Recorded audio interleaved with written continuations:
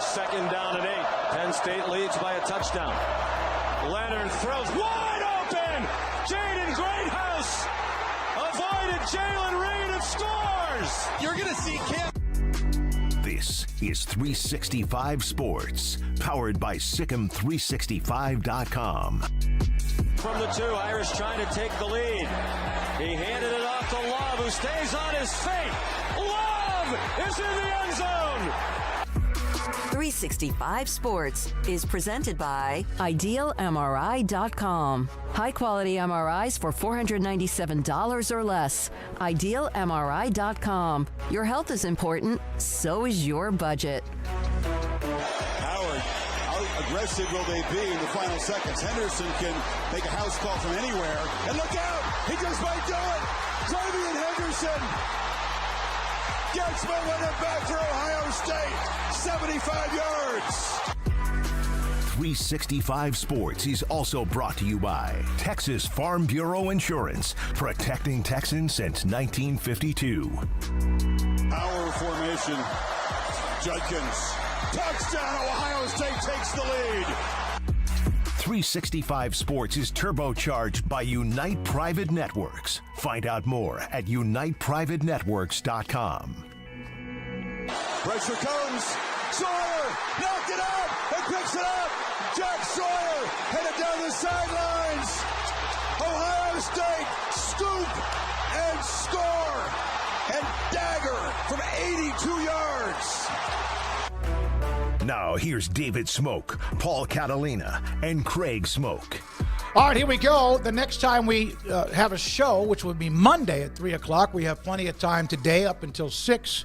It will be the day of the national championship game with Notre Dame and Ohio State. I'm excited about it. Plus, you have the NFL playoff weekend, too. So a lot to get to, and we will. There is you can see some books on the table in front of my setup here. You guys hear the story about A.J. Brown when he was reading a book on the sideline during an Eagles game? And it's called Inner Excellence.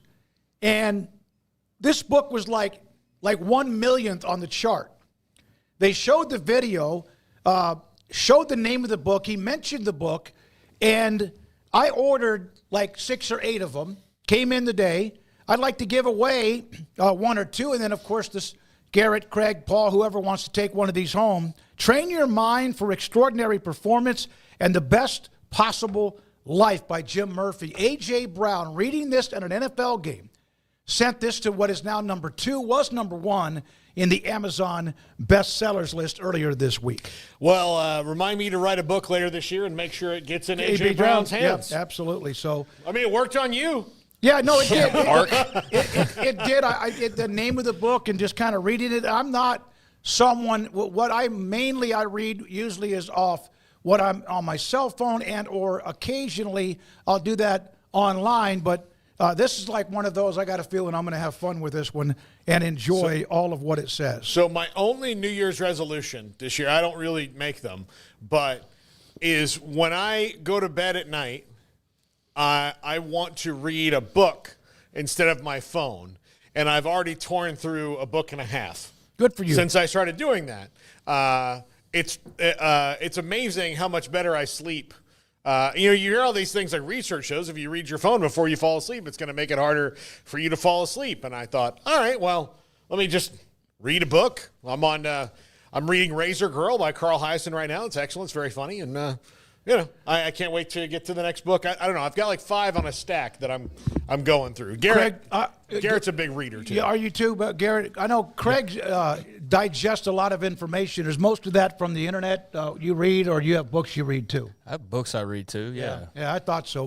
All of you guys are so well-educated, so well-rounded. I don't spend a ton of time on social media, so I don't spend, in general, a lot of time on the internet because I'm not – I have all this TikTok stuff that's being talked. It doesn't affect me in any way, shape, or form. I don't have an account. I mean, if you do, you do. I'm not judging at all. But like, if that thing gets banned or whatever the hell's going to happen with that, like, it doesn't change my world at all. I basically stay off Twitter outside of this show, and so I don't spend a whole lot of time on there. I do try to be mindful of that balance because, man, I drive by people and they can't even stay off their phone long enough to like go down the highway, much less sit and try to go to bed. So yeah, I try to stay away from that as much as possible. You can walk into a restaurant, 2 people or 4 people at a table, and none of them are talking to each other because they're on their phone. I have tried to read some books. My attention gets to me. Watch series on Netflix. Sometimes my attention gets to me. Lack of it. And in this case, I look forward to reading this. I want to give away a couple of copies, and we'll tell you how to do that, how you can maybe win a copy here momentarily. I am not the smartest brick in the wall when it comes to a lot of things, government or legality or anything like that. But I do remember that when a lot of this all started changing in college athletics, from NIL to the transfer portal to the extra years to this and that and transfer, all that, I started to wonder, when would there be a blood clot about Title IX, and would it ever really come into effect? And it still might not. But yesterday evening, as everything's wrapping up at the AFC convention, significant news out of the U.S. Department of Education classifies future revenue distribution from a school to an athlete for his or her NIL rights as financial assistance, which must be made proportionately available to male and female athletes or risk violating Title IX. Now, it can be available. It could be made available, but if you go on with one more note about they went hard. Some third parties, specifically those affiliated with boosters, targeting NIL compensation. The facts that funds are provided by a private source does not relieve a school of its responsibility. In other words, the responsibility of being equal when it comes to the distribution of money, scholarships, etc., to men and women's athletes. I don't think this is going to hold. I think they're going to go ahead and go with it, but it is something that I kept wondering about. When would somebody raise their hand or put up a block in the road and say, hey, hold on, we need to discuss this? Yeah, this is one of the things that's really weird and sucks about government, in that the administration that made this Department of Education has 2 more days of being in charge. Then an administration takes over that doesn't believe that department should exist. So how long this stays is really conjecture. How they feel about this policy. Also, what proportionate means is very vague. Is proportionate, okay, if you're going to give 20%, is it 20% across the board? Is the 20% like, we're going to give the football players 20% of the football contract, the basketball players 20% of the basketball contract, and so on down the line? Well, what's proportionate? Or if it's proportionate that the women's sports have to make as much as the men's sports, well, then you're back, you're kind of back where you started with Title IX, where there are non-revenue sports that are essentially going to be subsidized by this, which they are going to be anyway. So I'm not totally sure how it works. And again, this could all change in a week, depending on whenever the new Trump administration education department gets to it. Why should women in this case, when it comes to NIL, get the same amount as those who are creating the revenue? Because that happens now with scholarships. Two different things.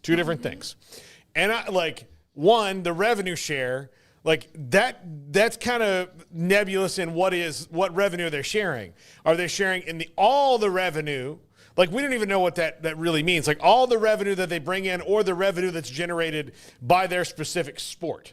So that's the thing. And then NIL, which is name, image, and likeness, that is from third party. So I don't know how you make that proportionate, because that is a demand-based industry. So yeah, you're going to pay NIL to women's basketball players, and you're going to make that available to them, but they're not going to be in as much demand as, say, a quarterback will, or a men's basketball player, or even a pitcher on the baseball team.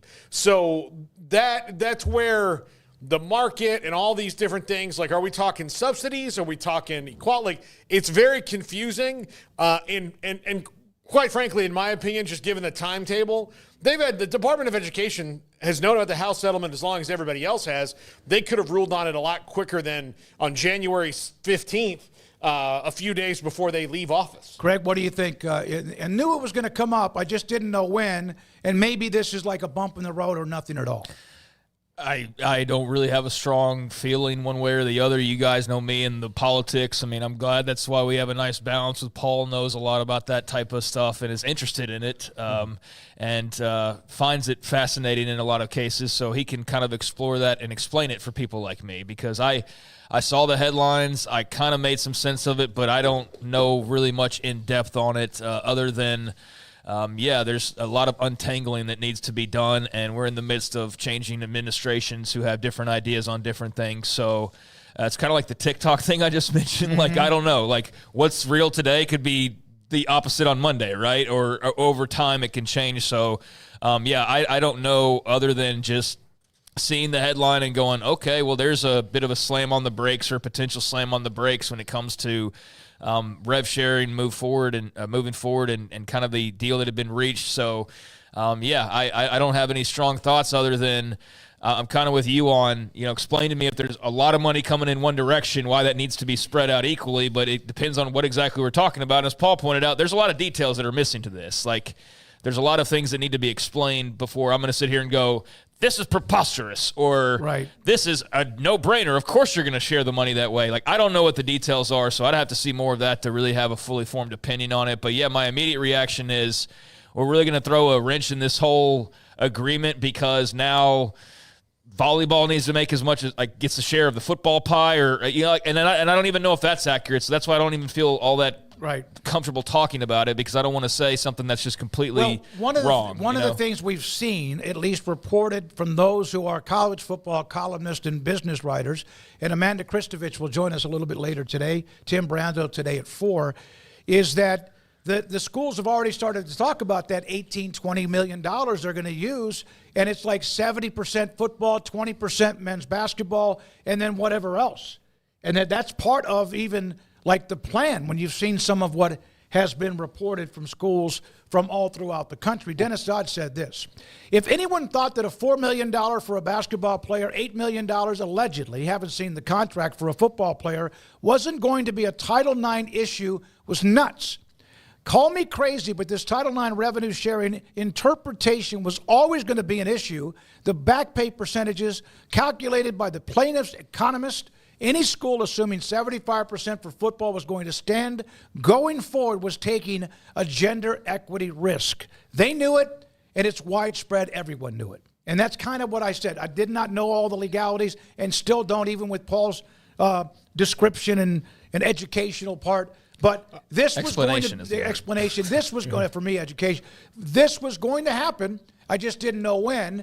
And there were thoughts that they were going to wait until after April. And then some people pushed the Department of Education to put it out this week. Yeah, some of this feels like a little bit of political gamesmanship of throwing as much at the next administration, especially if you're someone who's in the Department of Education now that believes wholeheartedly in the mission, and then the next administration is coming in to try and figure a way to completely dismantle it.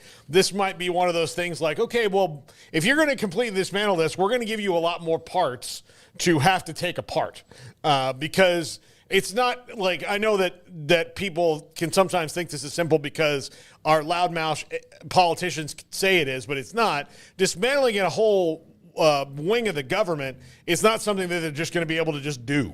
There's so much money and things that flow through this. They're going to have to create. It's going to take probably 4 years for them to come up with a plan to dismantle it, if they're even going to dismantle it in the first place. So part of it feels like a little bit of political I can't even say the word, but obfuscation. Just opposition. Yeah, what Craig said. Obfuscation today. Obfuscation. There you go. Obfuscation. I just couldn't say it. It wasn't coming out. No, of my I can't brain. say it either. Yeah. That's what it feels like a little bit to me. And again, I don't even think the president or the vice president had anything to do with it. It's just Secretary of Education's like, you know what? Double birds on the way out. Here's another thing you guys have to work on, because.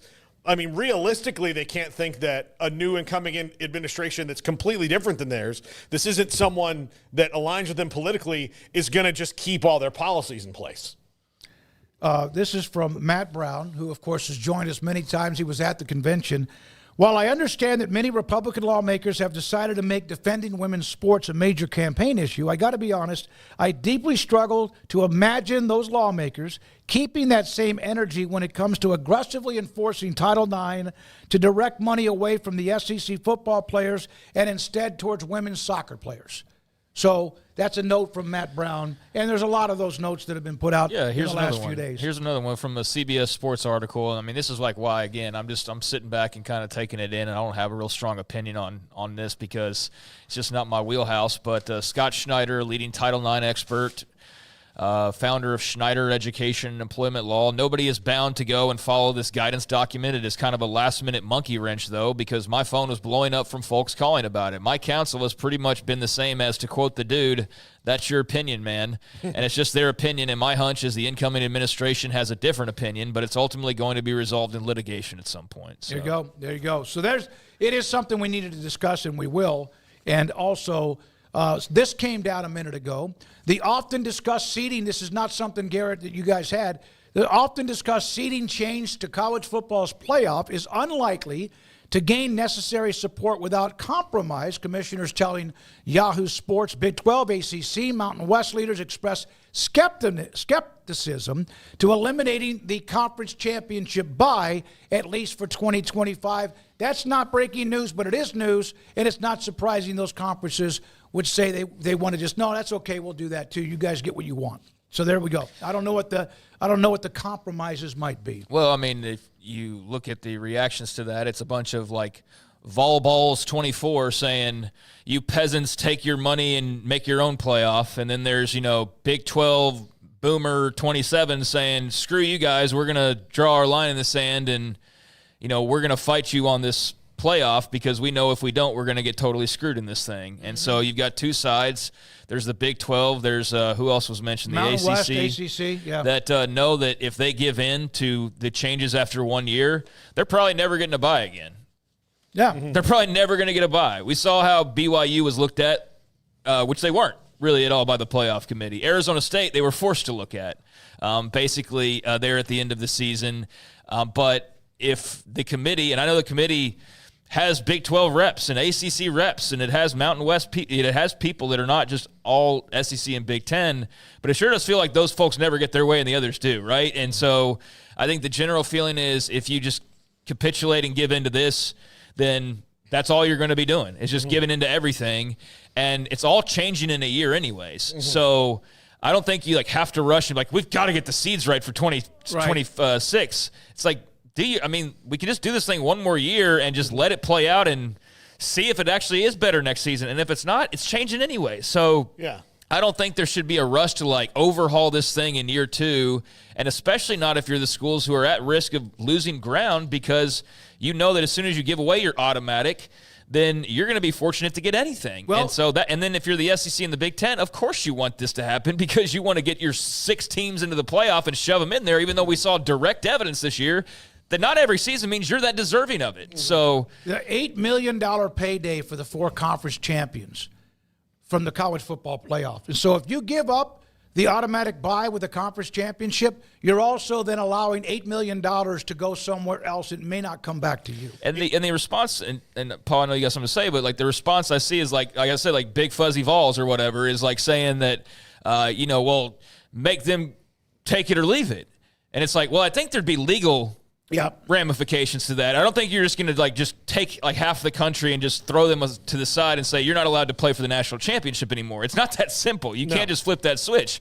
Now, if these two commissioners have been building their own league and structure and basketball tournament and all these other things for the past 2 years, which they might know how sneaky Snakey and company are, then they've got that option to go jump towards. But for right now, you can't just, give in and say, all right, well, here's the buys. No, of course you're not going to do that. And, of course, the SEC and Big Ten are going to feel as though they're deserving of it. So this will be a battle. And I don't know if they come to an agreement of some sort or whatever. But, if you're Brett Yormark or you're anybody else that's not, Sankey or Petiti, you're not giving away the real estate that you've just received and just handing it over knowing you're never going to get it back again. So, this will be a bit of a fight, but we knew that. We knew that the seeding and the power structure and control of who gets what, we already know that's been imbalanced, and there's still a lot to figure out there moving forward.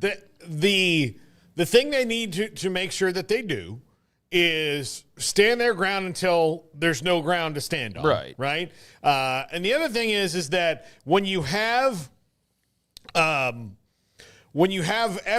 like we do this year, like you said, Craig, that there might be some years where we look at it and go, man, all these 6 SEC teams need to be in. My God, in the NCAA tournament this year, that committee is going to be faced with how many of these SEC teams do we really need to put in, because they're all having great years and they all have great quad 1 wins, and they're all those numbers are lining up for them. They've had to do that in the basketball tournament with Big 12, Big 10, Pac-12, with ACC all the time. They've had to do that. So that's what the committee exists for, is to have those times where you're like, you know what, this is overwhelming, or here are the 12 or 68 or whatever best teams, depending on what you're talking about. But they have to, the ACC and Big 12 in particular, have to meet rhetoric with facts. And we saw facts this year of, hey, maybe you didn't need 5 teams in this thing. The 3 you had hit the wall at some point, and that's what happens when you play games. So let's not just write this in stone before the season starts and let it play out, and push back with the evidence that you have, as opposed to let's do this in August, which is what the SEC and Big Ten would rather have happen. Yeah, and I mean, Dillinger has some quotes, and look, I totally understand the side as well of, well, you better like what you get, and you better be appreciative of what you have. I understand that to an extent. It's madly disrespectful, but I do get that there is a power imbalance, and that's not going to change, barring Arizona State winning the national title next year, and then Texas Tech finishing a runner-up, like some unprecedented run where you go see, we're taking real estate ourselves. Barring that, you're kind of at the whimsy, because you don't have the cachet that those other two do, much less the history and the money and all of that. So you can't just stand your ground forever. You're going to have to probably capitulate, and you have on some things. But, yeah, I don't think you need to fold for next year after 1 year of evidence. Well, they're meeting Sunday. That's why this is a topic. Right. So I think you see that in the comments and quotes that I'll read here, that they're not saying, screw you, take your ball and go home, either side. They're going to talk about it. But, yeah, the Big 12 and the ACC and the Mountain West have absolutely no incentive to just fork that over after 1 year because people feel like it didn't work out right. Brett Yormark, I'm open to a healthy discussion on the topic. I certainly have a point of view that will be expressed in the room, but I do not have the appetite to give up any financial reward that comes with a bye. Mm-hmm. So that makes sense, right? I mean, what's wrong with what he's saying there? I don't think there's anything wrong with saying that. Jim Phillips, ACC commissioner, referred to similar professional playoff formats that use automatic buys for teams that win divisions or conferences, like what the SEC and Big Ten are pretending like they want to be at certain points here over the last couple of years, such as the NFL. He cited the most recent regular season in which the Lions played the Vikings. The winner won the North, received a number 1 seed and first-round bye. Minnesota dropped a wild card, had to travel for a first-round game, and lost to the Rams. And he said, the NFL, which we believe is the highest level of football in our world, has a system that rewards divisional champions. You see it in MLB, too.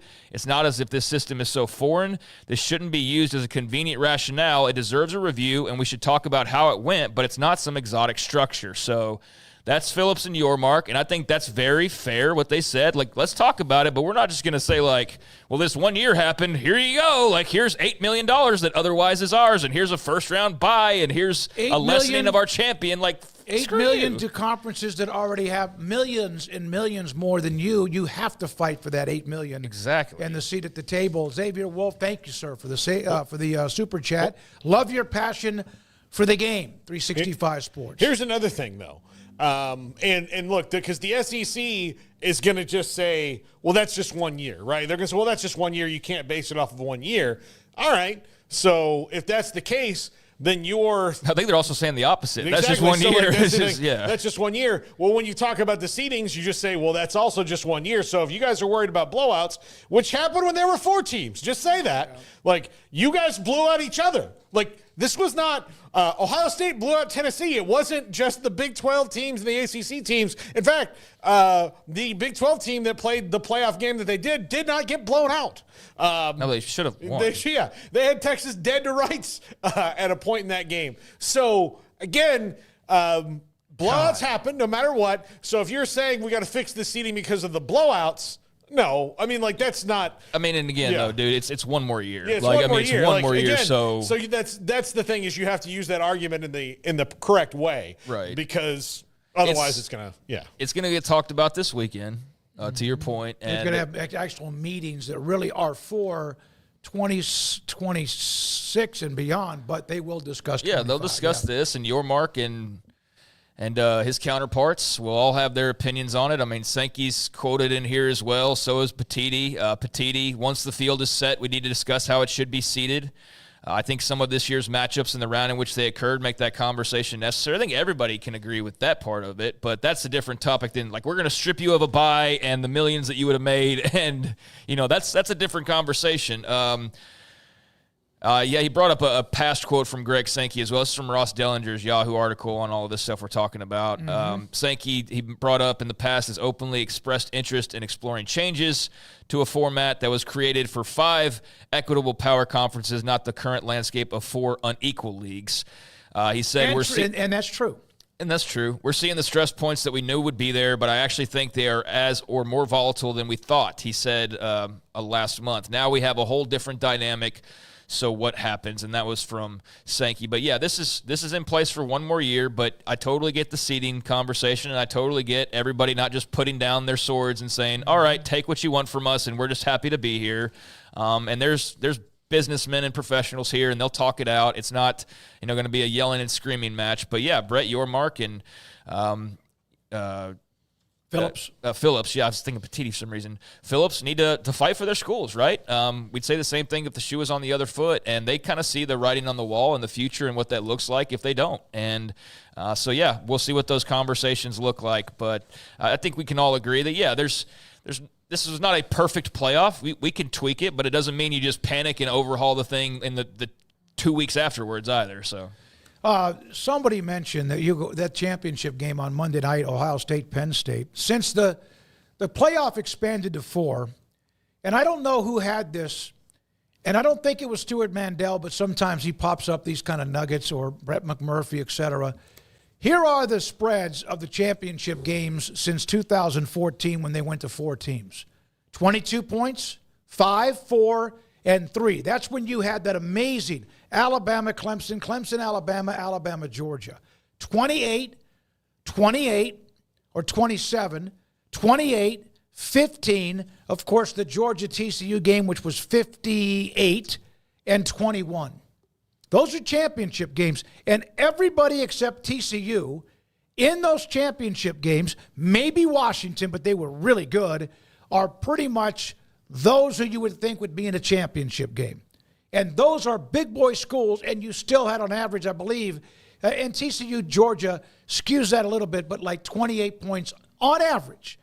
The separation between the winner and the loser with those 3 incredible years, Deshaun Watson's big play, Tua, among some other teams, and I guess it was, Trevor Lawrence as well. I mean, let's face it, there's no way you can rig the system to where there's not blowouts. NFL playoff games have blowouts, yep. And I know this is not the NFL. It's not supposed to be the NFL. So if you want to argue against Jim Phillips and say, well, like that NFL example about the playoffs and divisions doesn't work because that's a different game, like I could see where you could come from with that. But, yeah, you're not going to be able to rig the playoff system. I don't think the playoff system was really talked about the way that it was in the like that immediate 24 hours of those first round games. Like if you guys, the overreaction, I mean the drama queen reactions by like major media figures and thousands and thousands of fans. Like I expected on social media to some extent, but like the wailing and the moaning about how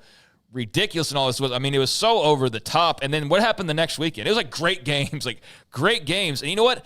I felt like the buildup, even with some blowouts early on, like added to it though, because it added to this path that you had to take, right? Of like, you weren't just in the Final Four. Like you just plopped and boom, you're there. It was like you beat a team or two to get there. And there was a story, there was a backstory that I felt like really amped up the game buildup because here's the road they've traveled to get here. And it wasn't just they won the SEC and boom, here they are. It's like, no, they beat Clemson and then they, in Austin, and then they turn around and they beat Arizona State. And so it built it up. And I think it made those games last weekend feel that much bigger as opposed to we just fast forwarded to those 4. I think that's where the expanded playoff, to me, made it far more interesting, especially getting down to the nitty-gritty there. But it's not perfect, and I think there was a lot of overreaction.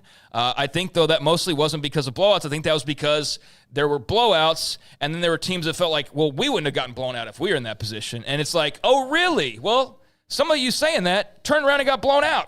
And did get blown out. Even before the playoffs, but those games, right. Of course, we're always like, oh, well, that doesn't really matter. Well, that's why you can't just react to that opening weekend and start like, we got to overhaul this thing completely and let the thing breathe. And I think we did. And I think it turned out to be pretty good. But I think, we've gotten to this point, and there are things that you can certainly correct. It's not perfect. Let's tweak some things.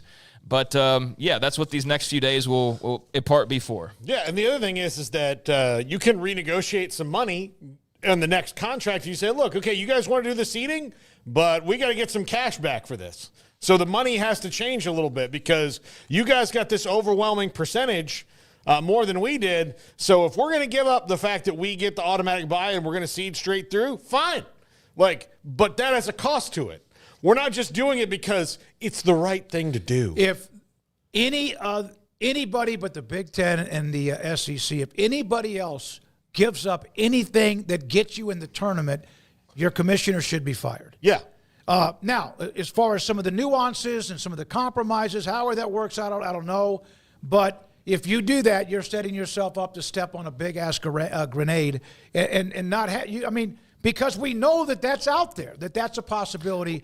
And what should be the case because of what we saw this year, and Craig, everybody on Friday night, Indiana, was clutching their pearls. It was like, oh, my God, overreacting because they saw the one game. And I've read no less. I read the article on Booger McFarland yesterday. He's like, not that he's the end-all, be-all, but he's just one of several people who I've seen who probably overreacted the first round.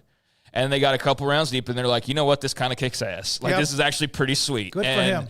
And the only thing is, we probably need to change the seeds in the first round. I don't think anybody's necessarily all against that, except for, Brett Yormark has to say, wait a second here, because that could cost us $8 million in our buy and all that. So that's why, he's got the quote that I read a couple minutes ago, for example. But I know we got to move on. Yes. There is this tug and pull, though, for Jim Phillips, for Brett Yormark, and for whoever else, Gloria Navarez, whoever, of how much do we call their bluff before the one time we do call it, and then they pull out the shotgun and go, all right, we've heard enough from you guys. You know what I mean? And I don't know if that's even realistically possible in the near future. I think they can. Hold on. I don't know if that's realistically possible. I don't know what all that would entail.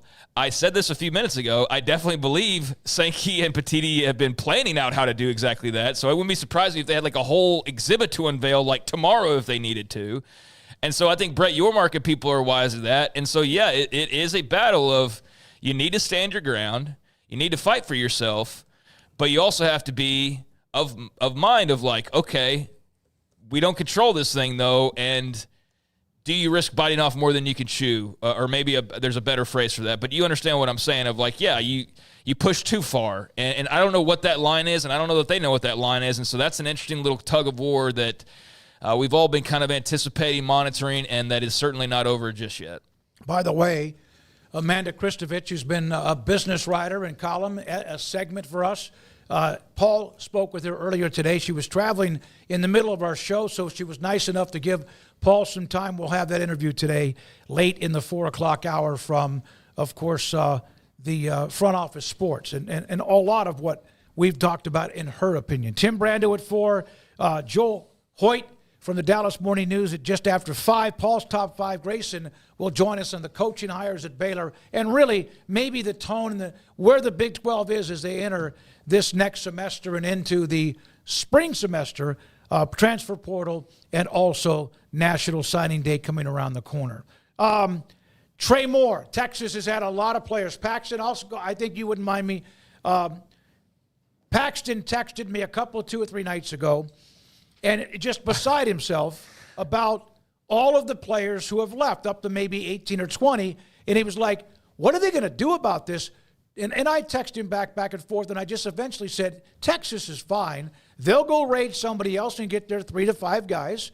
They're recruiting well. Their depth is going to be better. They'll be a little younger, but they're going to be fine. And then they'll raid somebody, then they'll raid somebody the next level, and vice versa. But we've been saying this for a long time, that when is all this at some point? But these are players good enough to declare for the NFL. Trey Moore is going to stay for another year. Yeah. Go ahead, Craig. Yeah, I mean, that's nice. I think he made that decision yesterday or the day before. It's been out there a little while, and it was a nice reprieve from all of the exits. So, yeah, that's a really nice pickup. Obviously, that was a huge loss for Jeff Traylor and UTSA last year, and Trey Moore had a pretty nice season.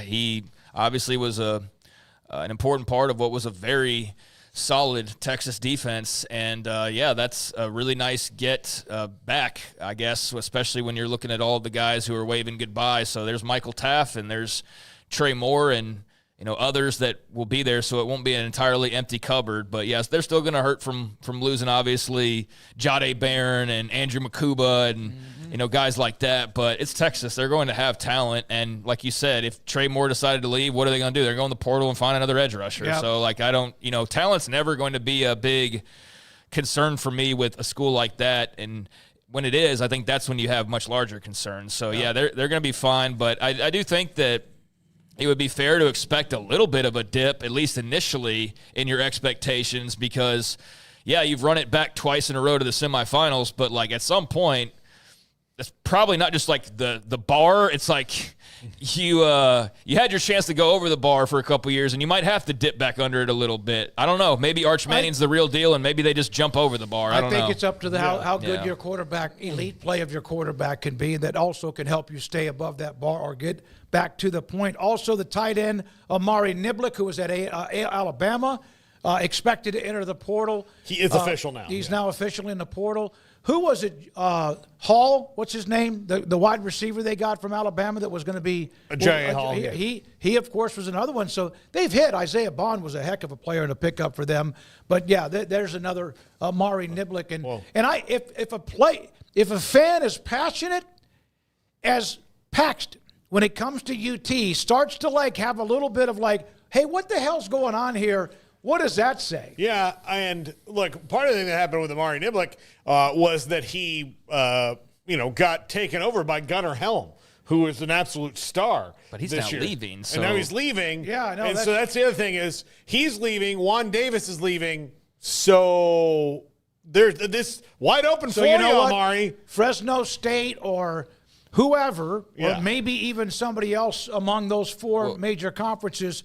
Your tight end is probably going to be in Austin next week. He can go join the JUCO Dream Squad that somebody mentioned yesterday. Him, Ajayi Hall, Jonte Cook, and there was another guy that was Last Chance U. Micah Hudson, but already being on 2 schools now. Micah Hudson hasn't technically left his second school yet, so we'll see there. And good luck to him in figuring out whatever he needs to figure out. But if you're already on your 3rd school and you've been at Alabama and Texas already, I just kind of have questions. What's going on here? Because that just you would think that you'd stick at one of those, and if you're not cutting the weight at those 2 programs, obviously, a step down is in order. That's for certain. But, you got to figure some things out. So, hopefully, he's able to do that. So, talking to a couple of people about Micah Hudson. And I saw some of the response from Texas Tech fans that said, Micah Hudson's head's messed up, you think? This is the impression I get. And he's not the only one. 5-star player, obviously heavily recruited, got a huge deal, goes to Tech, loved Joey McGuire, wanted to play there. It was fantastic and a huge pickup. I don't know, and it's I think that we're going to see a lot more of these type stories. I'm not protecting Micah Hudson. What's happening with him, I don't know. I don't think he's leaving A&M. I think what he's doing is trying to get under an umbrella and get away maybe from so many people. When you're making the kind of money now that these kids are making, young men are making, I think you're going to have somebody that you really trust that may not even be a money man. Doesn't have to be an uncle or a grandmother or a former high school coach, they are being riddled with people picking at them and wanting more and more and more and more. Part of life. It's a good problem to have. People want all your money because you're making a lot of it. And I think right now that his head is just a mushroom when it comes to what he wants to do. Now, I'm sure some schlub with a tenth of the talent that Micah Hudson has, I'd trade those problems for money any days. And look, everybody's got their own situation, so I know that there's that viewpoint out there of like money solves everything. But no, it does also create a lot of problems. More money, more problems. Not trying to quote Diddy at all, but it's true. And so, yeah, he knows that too. Yeah, he does. But it also buys you lots of baby oil. But, yeah, so, like, Micah Hudson is just one example of probably, hundreds of guys who are having to deal with the harsh reality of all of a sudden having a lot of money and all of a sudden having Aunt Jane or, mom or dad or your brother or your best friend or whoever is all of a sudden like, man, I really need some. And we know that with people who blow up as musicians or blow up as actors, like it's a tale as old as time. Anybody who just has success, period, you all of a sudden become a Fortune 500 CEO. I bet you suddenly have a lot of in-laws that suddenly need a lot of things. And so you want to take care of your people, but all of a sudden you have a lot more people than you realized you had maybe before all of the money. And so I don't know his situation to be exact, but just kind of dancing around what you're talking about there. It's probably something we haven't thought a whole lot about because we're not in that position, but it was one of the fears that was talked about at the beginning of this whole thing was especially the Wild West part of it of like guardrails doesn't just mean like put rules on people. It also means trying to protect them from having certain situations like leech agents and people who aren't really qualified to be doing what they're doing or hangers-ons or whatever. And we just kind of blew through all of those and said, we don't need guardrails. The NCAA is evil, and just give them all the money, and we'll worry about it later. Okay, well, all right. Well, you're going to leave a lot of problems, untouched, and I think that there's nothing, the NCAA could do to prevent an uncle that leeches on you or something. No. But we do have to just be people sometimes and realize, like, yeah, you might be making money, but that doesn't mean that everything's gotten better. It could make a lot of things worse. And so in his case, it's what that sounds like, and I hope he's able to sort through that and not fumble the bag for himself. Ultimately, and because he has a shot Yep. right now to make a lot of money and set himself up very well for the future, NFL or not. And so, don't blow that opportunity and hopefully gets the right people around him that are not going to allow him to blow that opportunity. There's some of you in the chat even where I remember times when you were like, hey, guys, coaches can leave. And there was like when we brought up the fences or guardrails or a railroad track. It's as much to protect the player and the athlete and those around him, family, as it is to protect the programs or whatever, at least from my perspective. When we come back, Grayson Grunhafer, Tim Brando, Amanda Kristovich, Joseph Hoyt, Paul's Top 5. If you don't mind, haven't said this all week, hit that like button if you haven't, if you want to. And if you haven't subscribed, we'd appreciate that. Pass on the word. This is 365 Sports. PettyClinicalOT.com. Dr. Ken Petty can help you become the high-performance man that you want to be, need to be, used to be. What does used to be mean? 1 out of every 3 to 4 men have symptomatic issues of low testosterone and the symptoms that can come with that. Erectile dysfunction, sex drive is not the same, energy sucks, your concentration's bad, and you're not sleeping as well. And even if you're fit and you have a really good diet, what you eat is good, you still might gain a little bit. Your testosterone is kind of like gasoline on many things inside your body for men. And so, if that's been the case, any of that, go to pettyclinicalot.com. Tell them I sent you. They will set you up to get your blood work at some particular place. And there's usually a place like in Waco. There's a place on Loop 340 and Highway 6. And then you have your blood drawn. Dr. Petty gets the results, looks at them, digs into them, and if your testosterone level is too low, and he'll know based on what you are, your age, etc., he could put you in a program to increase it so you could become the high-performance man that you want to be, need to be, used to be. PettyClinicalOT.com. It's time to start something new at Allen Samuels. Drive into 2025 with huge savings on all of our Chrysler, Dodge, Jeep, and Ram vehicles. From a trail-conquering Jeep Grand Cherokee, towing in style with a Ram Heavy Duty, or cruising the city in a sporty and luxurious Ram 1500, we've got the perfect ride for you.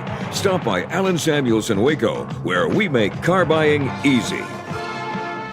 Come by. Let's be friends. Developed by Startup Waco, a nonprofit organization, GXG is a program designed to support the entrepreneurial development of Baylor University student athletes through NIL activations. The program helps student athletes maximize their platforms and offers a comprehensive support system for them to create and grow new businesses that not only benefit themselves, but also uplift the local economy. Fans who wish to support student athletes can donate to GXG via the GXG NIL Fund, BaylorBears.com/GXG. Contributions to support NIL activations through GXG can be made at BaylorBears.com/GXG.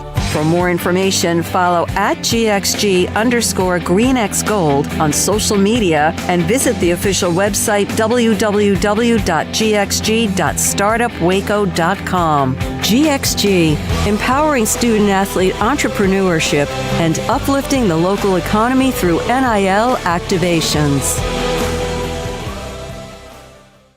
If you want quality and personalized service for all your air conditioning and heating needs, call Tradesman Services. They're a family-owned and operated company that has served Texans for over 30 years. Tradesman offers maintenance plans starting at just $12 per month and a free service call for all new customers. They're also experts in geothermal design, installation, and service. Visit them online at coolingwaco.com. I'll never get used to this.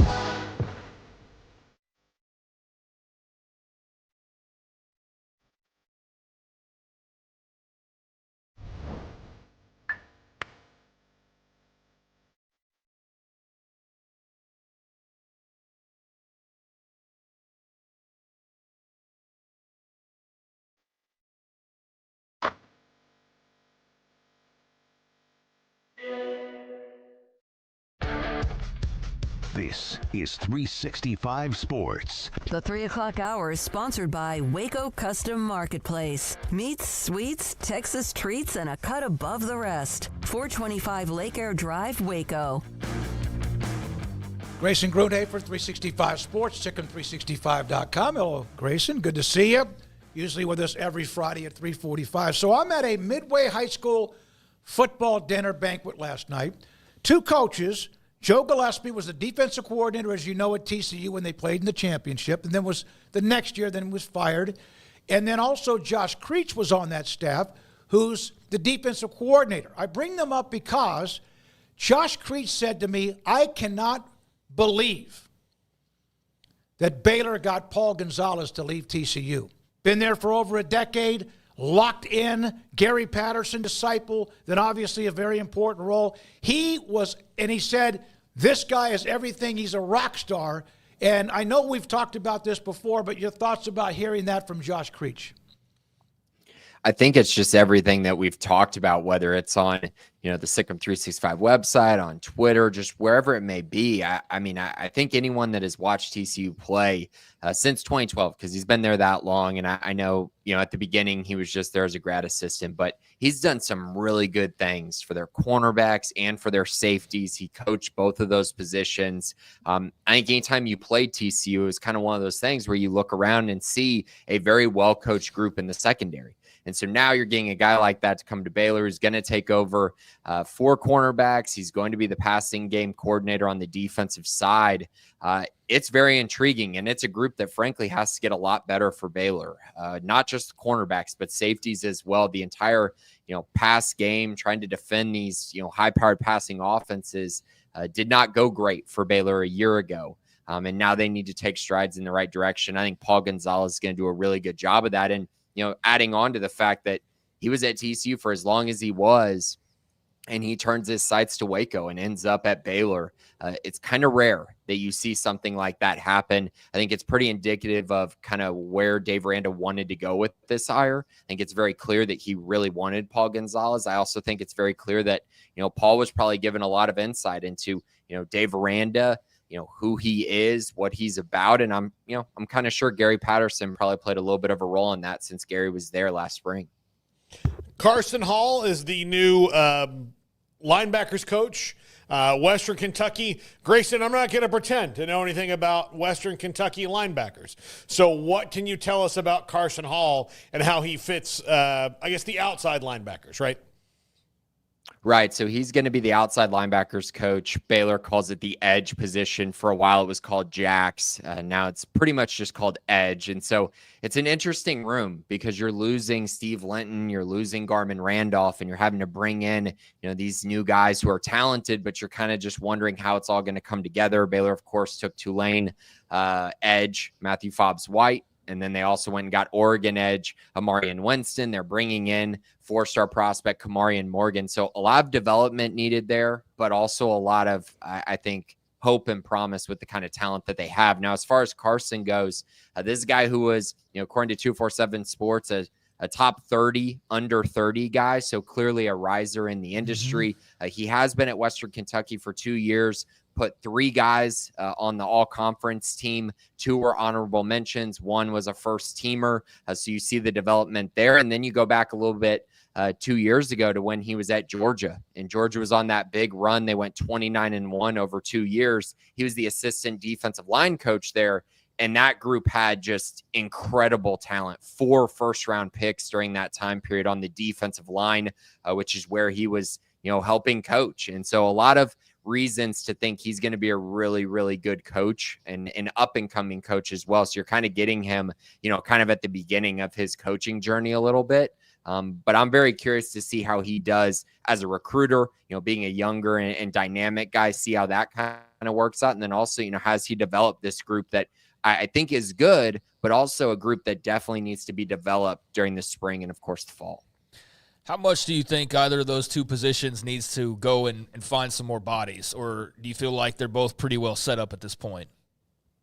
I've been thinking about this a lot. I think cornerback needs to be addressed. I don't see how they don't add at least 1 cornerback. I like the group that they have. I still think there is talent there. And I know, they had up and down season last year, and Lorando Johnson was their best cornerback this year, and he's gone. But I still think Caden Jenkins is a really good player. I know he's going to get a lot of heat for what happened in the LSU game, but I still think there's a lot there. I could see them moving Carl Williams back to cornerback, which is what he played as a freshman. I could see that move happening, which would obviously help alleviate some concerns there. Aside from that, you got Tevin Williams, who's a veteran in that room, a guy who I think they are counting on to be in the 2 deep and play a lot as long as he can stay healthy, which has kind of been his biggest issue. And then you got some other guys that played a lot last year, Reggie Bush, LeVar Thornton. You got some other guys there, but I think getting one more guy out of the portal and then potentially moving Carl Williams could be options to alleviate some concerns there. And then you look at the edge position, and, the deeper that I've looked at this, the more that I've kind of felt like if they can find a guy who's a difference maker, a guy who just can be a really good pass rusher, a proven pass rusher, I just feel like they probably would need to make that move, even though they have some older guys now with the transfers they brought in, and they have a lot of guys in that room. It just feels like that was an area that was really lacking for them a year ago, getting pressure on the quarterback. And I think a lot of that impacted the secondary, and it does, right? If you're able to get a pass rush on the quarterback, it helps the secondary immensely, makes them look a whole lot better. So I do think that both those areas could be addressed, but cornerback is probably the one that I'm more certain that they're probably going to have to add something to that room. Who's their best cover corner? I think it's Caden Jenkins. Okay. And I think that's I know a lot of people have, again, the last game of the year was not good. Caden really struggled in that game. But if you look at guys who, I think it's if you played over 200 snaps, Caden Jenkins was still a top 5 defender graded wise on PFF this year. And I know that doesn't mean everything. And I know when you watch the games, at times he did struggle. But I do think he is still very, very good. And he still at times last year proved to be very good. So I do still think it's him. Carl Williams would probably be up for that debate as well if he did move back to corner. But right now, he's still at safety. In Dave Aranda's offense, what's more important? Who's the better cover, the cornerback room or the safety / star? I said defense. The cornerback room or the safety star, that position? That's a good question. I would say you go back to his, the best year, 2021, and they had an elite star. And I do think that having an elite star is probably one of the areas that can make up for so much for a defense, but also trying to ask for a team to have another Jalen Petrie is a very tough ask. So I would say that it is that position. I think it's more important personally than cornerback. They still need key attributes at cornerback. They need guys that are physical. They typically favor length, favor some speed. But I do think if you have a difference maker at star, it's just that ability to create havoc all over the field, cover the slot, just be a nuisance, really, and get in the backfield, affect the run game. I just think they impact a whole lot more, specifically in this scheme, than having one good cornerback, because I think you can just attack the other side of the field or attack the defense in different ways. I think star makes that a little bit more difficult. Grayson, Gruenhafer, 365 Sports. Craig? Grayson, how you feeling about Baylor men's basketball, that Arizona game? Not a great showing, especially that first half. Made it respectable there by the end, I guess. But, 11-5, 3-2 in the Big 12, right there in the middle of the league. And we know Arizona's a good team. But, thoughts on that loss, what's ahead, and just sort of where they are right now? I think the most disappointing part of it is just the way that they've played, right? It's not so much losing to Arizona on the road. A lot of teams are going to lose to Arizona on the road. That's fine. That happens. But it's the way you're losing these games where Baylor's just getting down by a ton of points and then trying to claw their way back and find a way to win a game late, or find a way to, put together a miracle comeback. And it's just kind of one of those things like, why didn't this happen at the beginning of the game? And it requires all these adjustments, but you can't be down by 20 plus points at halftime and then expect to win games.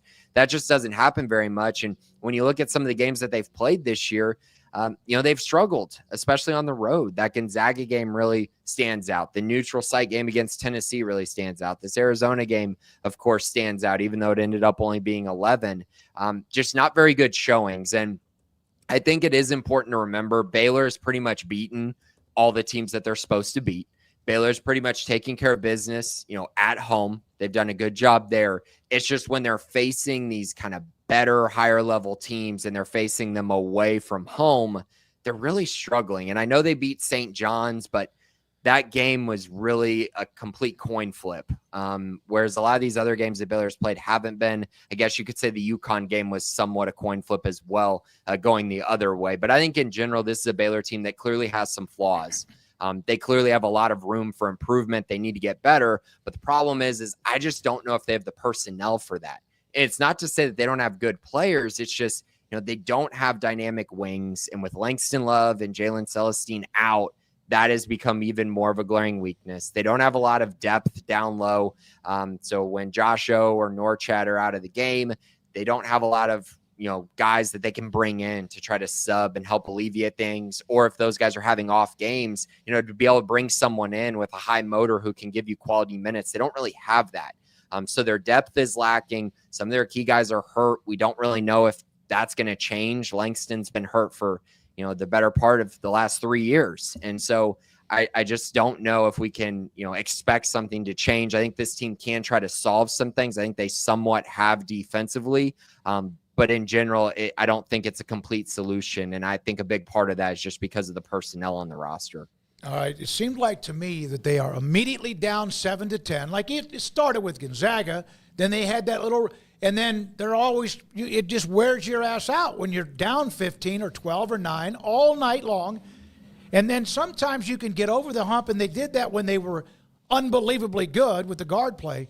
But this team, they've now been handcuffed for about 4 years, Grayson, when it comes to guards who can't play because of the injuries, and lingering. And sometimes, I hate to say it, you're like, my God, we had LJ Cryer that we saw that was hurt a lot. Not saying it wasn't legitimate. And now the Langston Love thing, it just seems like it never ends. It really does. And it's also kind of tough because LJ has been very healthy during his time at Houston. So it's also like, what happened there? He did change his body a lot when he left Baylor, and it's clearly helped him. Langston just has had some bad luck. I mean, the eye injury that he had, are you kidding me? Like that's such a random thing, but it happened to him. Of course, he got hurt very early in his career with the ACL injury as well. And now it's just this lingering ankle thing. And I hope he gets back healthy. I don't know if you can expect it, though. I don't know if it was a great idea for Baylor to expect that either. to be honest. And so it's tough to see for both sides. And I just hope Langston gets back healthy, because when he is healthy, he's really, really good, and he can change a lot of things for Baylor because of his experience, his size, his physicality. And the way Baylor's been playing this year, they want to switch everything. And if you're going to switch everything and all you have is 6'1" guards who are small trying to guard, these 6'10" post players, it's really tough. At least with Langston, he gives you some physicality. And then, of course, he's more like 6'4", 6'5". So there's a little bit more there. And that's really, killed Baylor, those switches. They have not been able to completely figure it out. No. And it's like you said, there's just this avalanche, it seems, where the other team just keeps taking advantage of it. And then Baylor's finally able to, flip some things and pivot a little bit. And then the other team finds another way to kind of attack them. And that's been just really hard to watch. And again, that's a personnel thing, because you're having to switch because of the personnel that you have on the court. All right. Thank you, buddy. Have a great weekend, Grayson. Thank you so much, Grayson, with the notes about the assistant coaches, and then also with some of the pieces they have. I thought this is one of the best, and Tim Brando's next. The old Barn Cat Go K-State was talking about how K-State, their men's basketball program, it's a mess right now. Jerome Tang taking a lot of heat. He was talking about there's some pieces that aren't fitting or whatever. You can use that for every team that struggles in some way. Pieces that don't fit together are just pieces. Yeah. I love that. I think the biggest thing is they built their team completely out of the portal, and they don't have any chemistry. And one of the dudes they spent a bunch of money on isn't even with the team right now, and nothing's working. Yep. So, again, another weekend of Big 12 basketball, and we will kind of start to pick up steam on some of that as the season is now, a couple of weeks into conference play. Tim Brando, Fox Sports. He's on the road. He's traveling, but he's next, and this is 365 Sports. The Baylor Club, Mike Mosel, the general manager. Tonight, they will have a fantastic layout of great food, of cuisine.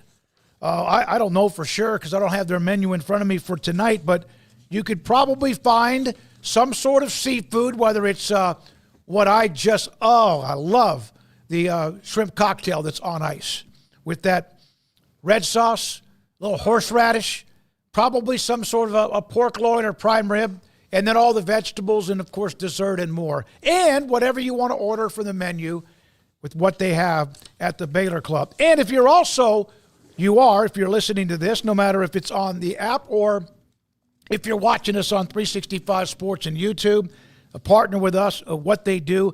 If you are a listener or viewer, when you go to the Baylor Club, you get 75% off the initiation fees and no dues until sometime either a month or two after you join.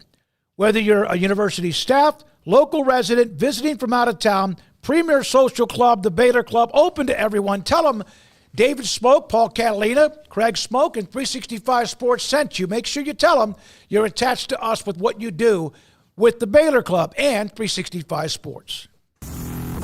Hi, I'm Mark Stewart with Bird Colgan Ford. It's that time of year. It's football season. Bird Colgan Ford is a proud supporter of the best high school football right here in Central Texas. BK Ford is proud to sell the #1 selling truck in Texas, the F-Series truck, 47 years in a row. Come see the largest showroom in Texas and experience better at Bird Colgan Ford.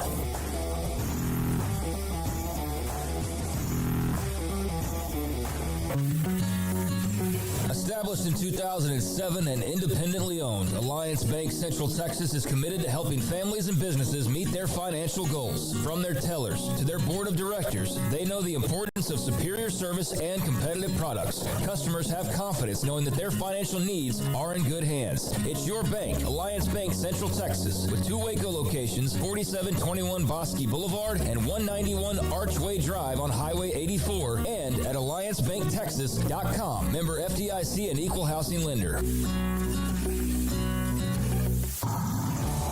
It's football and tailgate season. If you want product for the grill or smoker, charcoal, seasonings, marinades, sauces, Waco Custom Marketplace is your home to help prep, cook, and enjoy your food.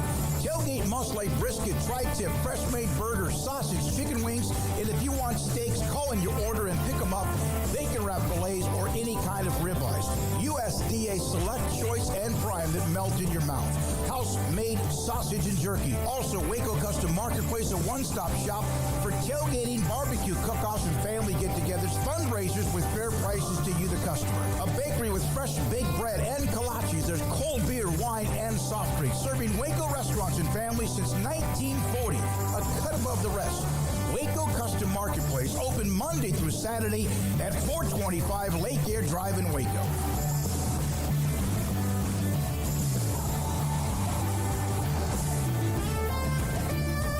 Pizza, burgers, and Bears football. There's no place around Waco that serves them all other than Bubba's 33. Come show your green and gold and enjoy some of Waco's best food and beverages while watching your favorite team, the Bears. When real Bears fans get hungry, Bubba's 33 is the #1 spot for ice-cold drinks, hand-stretched, stone-baked pizzas, and bacon-infused burgers. Join us for indoor or patio dining. Bubba's 33, Waco's restaurant and proud supporter of Baylor Bears football. Sick 'em, Bears.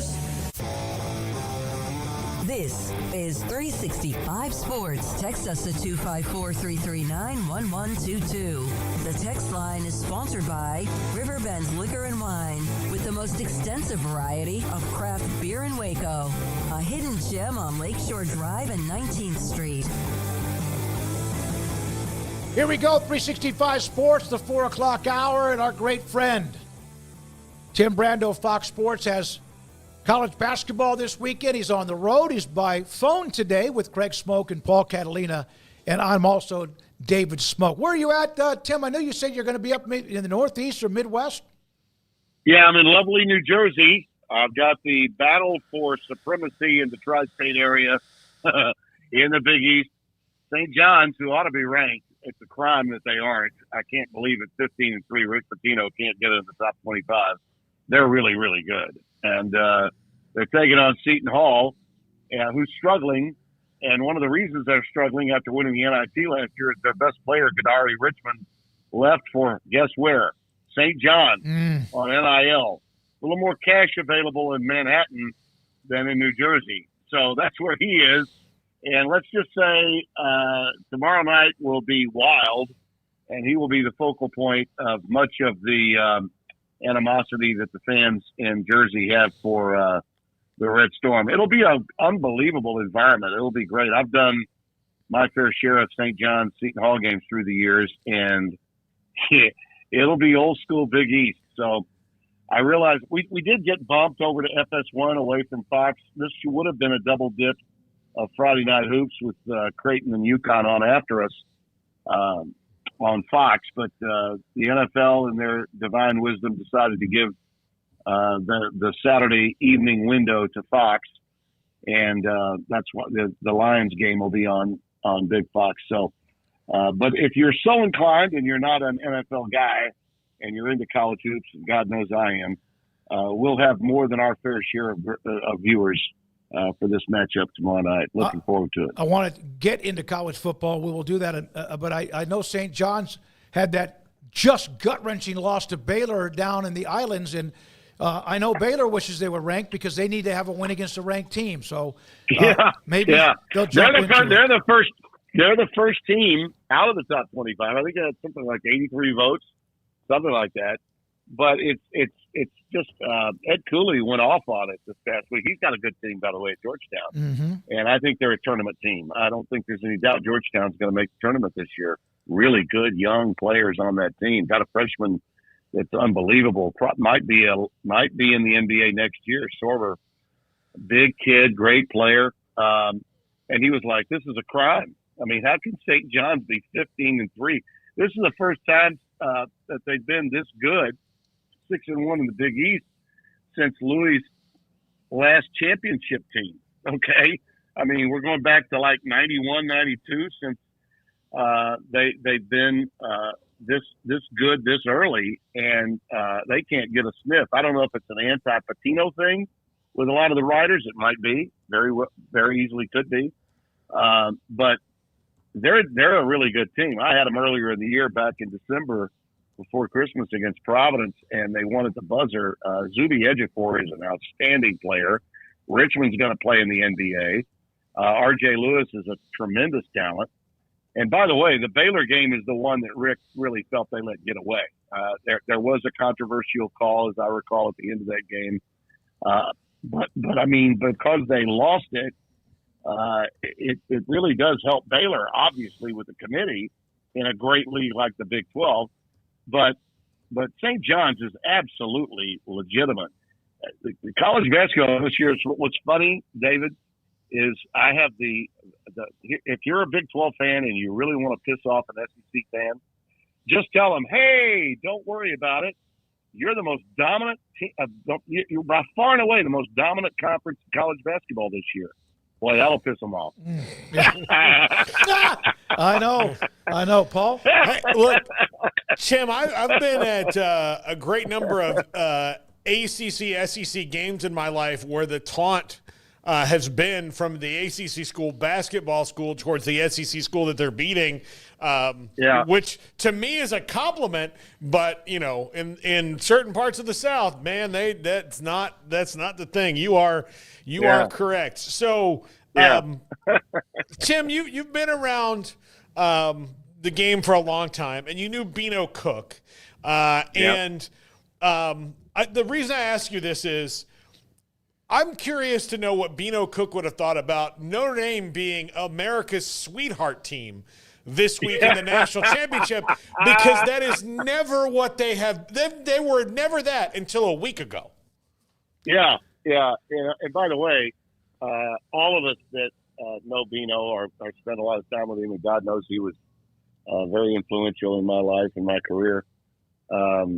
It's like a mortal sin since he passed away. It's a mortal sin to pick against Notre Dame when they're an underdog. It's just flat out a mortal sin.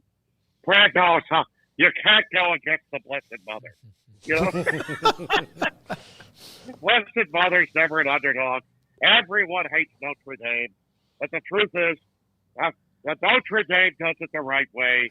They've always, and I know they're getting paid now. The reason they're getting paid is because quacks like you wanted a playoff. They wanted to open it up for everybody. You couldn't stand having two national champions. What was wrong with having a UPI and an AP national? I never had a problem with it. You did. And what's happening? Well, everybody's lining their pockets.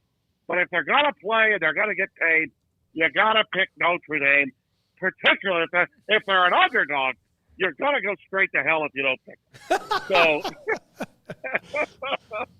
So, oh my God! And trust me, one of the reasons I think what did the line open at like 10, and it's down to 8.5. Is that right? Mm-hmm. Something like that. Mm-hmm. And part of the reason I think is the ghost of Bino. It's like, how dare you pick against the Irish and say that they have putrid material? They've always got material at Notre Dame. That was his great line, and there were many of them, obviously, through the years. Best home field since the Kremlin. Indiana had no chance in that opening round game. So let me just say this to you. Regardless of my affinity for Beans and the history and of Notre Dame and all that, it's a little bit like the Yankees when Joe Torre took over. I grew up a big fan of Joe Torre. Loved him when he played for the Cardinals, even though I wasn't a Cardinals fan. I loved the guy. I loved the way he played the game. And then as a manager, he took over a downtrodden Braves team that was the worst team in the league, and Ted Turner still owned the team at that time, got him off to a great start. They made the playoffs, for Christ's sakes. He made Atlanta, which was arguably the worst franchise in the National League, great. And then he goes to the Yankees, and he ends what could have been the team of the 90s greatest run when Jim Leyritz took Craig Waller's deep in Game 3, and they never looked back after being down 2-0. Otherwise, I'd have a second ring, fellas. So, but the reality is this is a really likable, at every turn, this is a really likable Notre Dame team. I mean, it is. The players are even the ones that are highly thought of, okay, that are picked to go very high in the draft, are likable guys. And then when you look at Riley, the job that kid has done at the quarterback position to just make plays with his legs, whatever, And I remember I picked Notre Dame to make the playoff earlier in the year. A lot of people didn't like that pick. They were on my case. And I said, they'll go into Notre Dame and win because this kid knows how to play the position and make enough plays to win. Now, they had the hiccup against Northern Illinois. There is no worse loss to have at home than one against Northern Illinois out of the mighty MAC. And then to resurrect themselves the way they have, they've absolutely been the story of these playoffs. And no coach has gotten more out of the 12-team playoff in terms of building his own credibility than Marvin Freeman. You know, I mean, Marcus Freeman has done an incredible job of building his own resume to the point where now, you know, he's having to tell his agent to not take calls from the former Big Ten commissioner in Chicago this week. So that should tell you a lot, you know, should. Tim, Ohio State went through Tennessee, Oregon, Texas to get to this point. Notre Dame beat Indiana, Georgia, Penn State to get here. Did we end up with the two best teams? I mean, all the talk about the seedings and everything, did we ultimately end up with what the goal should be with the two best teams in the country playing for the national championship? Yeah, I think so. And what's great about it is they're both playing really, really well now. And they've played games recently. Go back and look at, you know, the BCS and prior to that, even the Alliance when, you know, the Big Ten wasn't a part of it. And go back and see how unseemly those championship games were and the number of false starts and just, you know, disjointed games that were played. A lot of time. Now, we had a couple of great semifinal games when we went to the 14. You know, the Georgia Oklahoma game comes to mind in the Rose Bowl when Mayfield was playing. But seldom did we have games played at a very, very high level. You know, that short of the Texas USC game in 2005, which I think is the greatest championship game in the modern era ever played, when the Longhorns pulled it off against a team that was going after destiny, really, to say they'd won 3 in a row, counting an AP championship. Other than that game, the games have been not cosmetically fun to watch. These games, and especially now, that's why I give Notre Dame a great chance of making this game a lot closer than the experts think. Now, that isn't to say that Ohio State won't cover. They might get a backdoor cover. Who knows? But I think it's going to be a highly competitive game. And it's because they've been playing and they've got mojo working, you know, and what is the separation in days now? 9-10 days since they played. I remember I was in DC last week. Yeah, it was Thursday night. Thursday night against Thursday night. Yeah. Right. I was in DC getting ready to do my my game at Maryland with UCLA, and then I caught the scoop and score. I got back to DC after the game at College Park. So, yeah, when you've got 10 days between games as opposed to 31, 33, or 34, which is what we had in the godforsaken BCS, and it was almost that, maybe 28, 26 days when we had the college football playoff. And, you know, I think these teams are playing at a very high level. It's been swept under the rug a little bit because guess what? We still have to get through an NFL weekend. And we've got, you know, the divisional playoffs. And we've got, you know, so much going on that's not college football related. There's still some things that have to be done with the dates. I'll go back again and repeat ad nauseum, I'm sure, to a lot of people that we need to have more than one network entity involved so these games can be promoted on a more balanced basis across the board around this country. I know this might be shocking for some to think, but not everybody just watches ESPN. Some people might be watching other networks. The NFL gets that, and their games are everywhere. And that's why they're the sacred cow of all of sports. But college football, trying to dodge NFL times and dates, put themselves in a position that they're going to be playing on a Monday night. And Monday night is not always the best night for a college game. It just isn't. And Thursday and Friday wasn't the best night. Why did they do that? Well, because there were wild card games being played on Saturday and Sunday. The Thursday game, which was so much fun to watch, did not get a great rating. And the reason it didn't wasn't because of the schools, wasn't because of the game. It was because it was on Thursday night.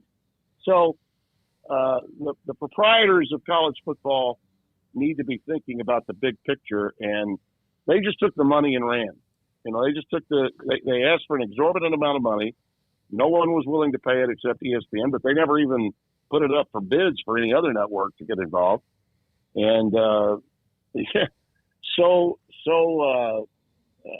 stuck with inventory was ESPN that they wound up having to sublease 2 of the first round games to TNT. That didn't work out well. Those games were poorly rated. A lot of people didn't see them, didn't know where they were. And it didn't cross promote the sport any whatsoever. Okay, TNT took it because they just needed some inventory at all. I mean, they're losing the NBA. They're trying to redirect and reconstruct their entire sports division. So, they were a likely suitor to take it, even though they were just taking ESPN's broadcast and ESPN's people. So I hope they take a long look in the off season at not just the dates, but also the calendar in and of itself. Start the season earlier. Week 0 was August 24th. I did a game that day.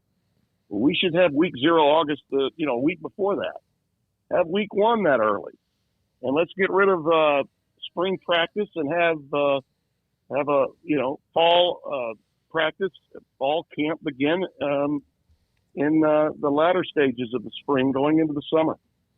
And there's just so much that they can do to make this thing better with the calendar. But the level of play and the actual production of talent and the way the games have been played, I think, has been outstanding.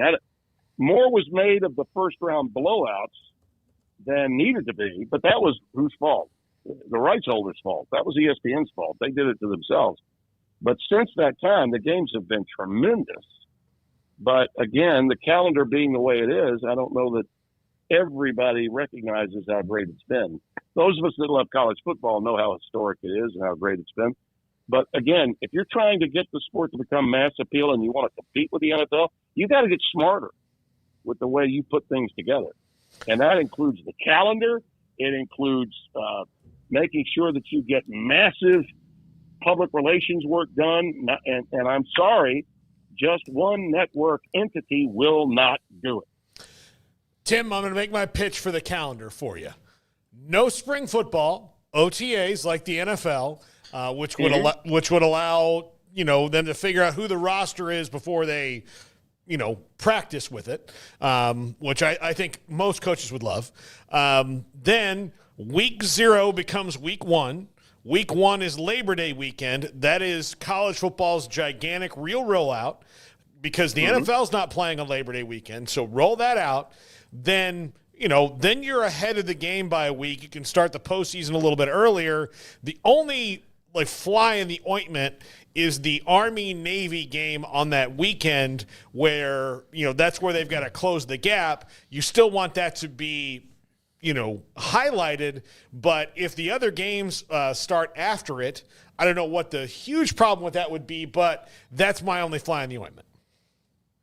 Yeah, I saw what my old friend Paul Feinbaum had to say about it, and he may be echoing the thoughts of the suits that he deals with and he's in contact with. I do believe Notre Dame and Navy deserves to be standalone, and by standalone, that means, in my view anyway, the only game on at that time. I don't think it needs to be the only game played that day. I think we can play games after it. I absolutely agree with that. So this is one of those moments when Paul, who I've known for a long time and I've often disagreed with, I actually agree with him. They need to make sure that they use all those dates that are available to them.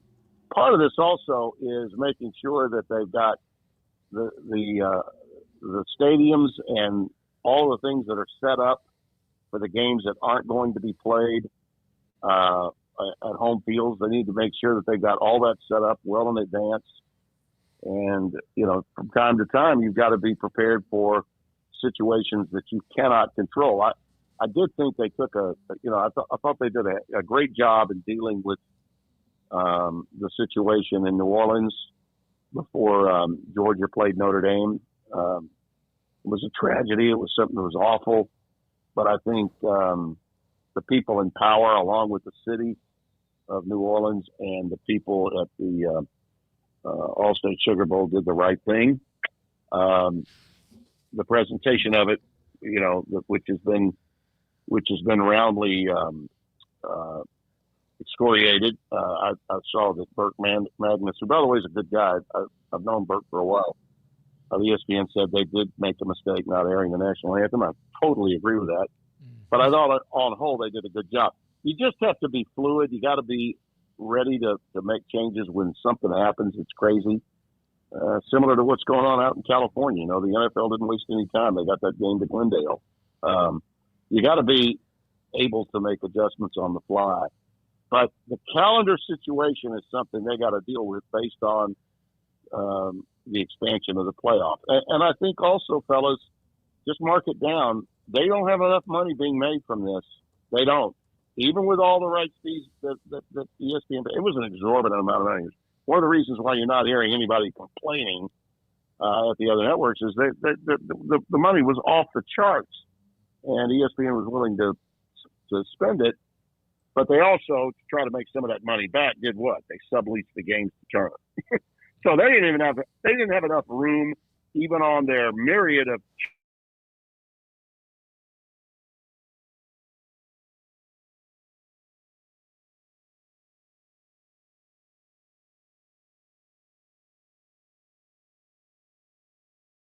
Well, let's get it on streaming now. Okay. Streaming has got a great future, and it's got a pretty good present. But we don't need these games streaming right now. We just don't. America's not ready for that just yet. It's not. In time, maybe, but not at this point. Tim, there was a rumor right after the coaching carousel got started, and it's a rumor that's quickly gained some legs. How much are you entertaining the idea, or what are your thoughts on the idea of Dallas Cowboys head coach Deion Sanders? I don't think it'll happen, and I don't think it'll happen because, and again, I may be wrong. I don't have any inside information, but you and I, Paul, we've talked. David, we've talked. I've known him a long time, and I'm a fan of his. I am. I always have been. Whether it was playing, coaching, I don't always agree with him, but I don't think there's any question that the Cowboys being interested in this opening being there serves one first and foremost major purpose for both he and 82-year-old Jerry Jones, and that is promotion. They can dominate the news cycle for a week, 10 days, or whatever they want by having this out there. Because God knows those people doing embrace debate shows don't have the ability to talk about anything else but that. Or maybe LeBron, or maybe Aaron Rodgers, or maybe about one another and what's going on at the different shows with their personalities who may be doing things that we really didn't need to know about, but they're telling us about off the air. So they want to talk about the Cowboys and Deion and Jerry Jones, so go right ahead. I think in the end, Deion looks at coaching as a calling. And for those that don't understand the difference between career aspirations and a calling, he really is a tremendous man of faith. And I think he knows that what he's doing for players of that age, at that stage of their development, is a really beautiful and good thing. And I think that's the reason he wanted to do this. Now, granted, people like Travis Hunter and others that he coached from the time they were in Pop Warner all the way through, those guys are graduating, move on to the next level. We saw how emotional he got before the Alamo Bowl when he knew it was going to be his last chance to coach his sons. I understand that. A lot of people are thinking that may be one of the reasons why he's going to go with it, because he wants to continue that story. The NFL is about business. The business of the NFL can be tawdry at times. No one knows that more than Deion Sanders. In the end, he'll never have a better situation than the one he has currently at Colorado. And he's got tremendous momentum that has now been, I think, seen through the portal and also through recruiting. And in the end, I just believe that this is another way for him to get more mileage out of everything else that he does, whether it's with Barstool or with his own brand that he's a part of on a regular basis. And he's going to wish his sons well, and obviously Travis well. And I think he's going to stay at Colorado. I just think he's better suited to. First off, he's better suited to coach it. That was his intent when he got into it. And the business of the NFL is enough for him. He has enough knowledge to know that you cannot control your destiny as a coach in the NFL the way you can in college. And for that reason, I think he stays in Boulder. Tim, let me ask you this, if you don't mind, if we could ask you a couple more questions. The games on Thursday and Friday were Blue Blood, Alpha, logos, brands, etc. And they were good games. But the numbers were still pretty good. I mean, like still very high, but they were not, I think, what they expected, but they had to expect. No, they weren't what they wanted. Yeah. They wanted more. They wanted a lot more. And it's their fault because they opened up their front door and allowed them to come in and take the women and children, the NFL, and start playing games years ago on Saturday, and they weren't forward thinking enough about it. Is that true? Right. There's a lot of that. Yeah, absolutely. Completely gave up New Year's Day. And they did that just with the BCS. They didn't have to do it that way, but they did it that way. There have been a lot of mistakes made along the way because there's never been, a leader. We've never had someone in a position of power looking out for what's best for the product in general. We've always had, people that had their own constituents in mind and taking care of favors. And, the bowl issue has come up of late. It's very popular now to say, well, let's get rid of the bowl's involvement because you saw how great those home environments were. And by the way, I wouldn't have a problem at all if we did one more week of home fields. I wouldn't, especially if we go to 16. And I do think we're going to go to 16, guys, because the writing's on the wall with what's transpiring right now as it relates to revenue sharing in 2016. And even with all of that money that ESPN decided to spend, and by the way, they're never going to get financially out of it what they put into it. They're not. But even with all that money spent, the colleges still need more. They need more. And so you add NIL and you add portal, and now you add revenue share as part of that lawsuit. And by the way, fans don't even know this, David. Time and time again, somebody, well, the NCAA this, the NCAA, the colleges are paying what they're paying in revenue sharing because the NCAA did what they did for 15 years, kicking the can to the curb, and lost that lawsuit. Okay? And who's paying for the lawsuit? Who's paying for it? Television is. Okay? And it's not just the revenues coming from the playoff. It's the revenues that come from Fox, the Big Ten, the Big 12. It's from what ESPN is paying to the SEC, the ACC, the Big 12. It's an endless supply of we need more. Okay, so if you need more, then you got to be thinking outside the box even more about what's best for the game. And that's why I think some of these massive changes, you watch when this championship game concludes, you'll see all the writers now, all of them, all the guys that you follow, whether it's Staples or Ross Dellinger, name that, or Hamill, all the guys that you follow, Bruce Feldman, everybody is going to be writing about, okay, where do we go from here? Okay, well, where do we go from here is this. You got to have more games, because the only way you're going to be able to drain the well of the networks that are invested in college football is by giving them more inventory. And more inventory, first and foremost, starts with 4 more teams and 2 more games that they can sell and make money with.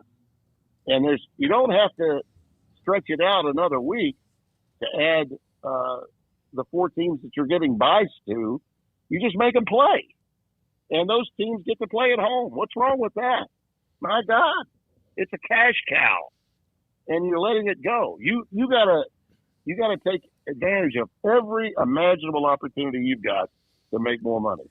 And it starts with expanding to 16. Now, should it end there? Absolutely. It's got to end there. We don't need more than 16. And by the way, the conference championships are not going away. All right?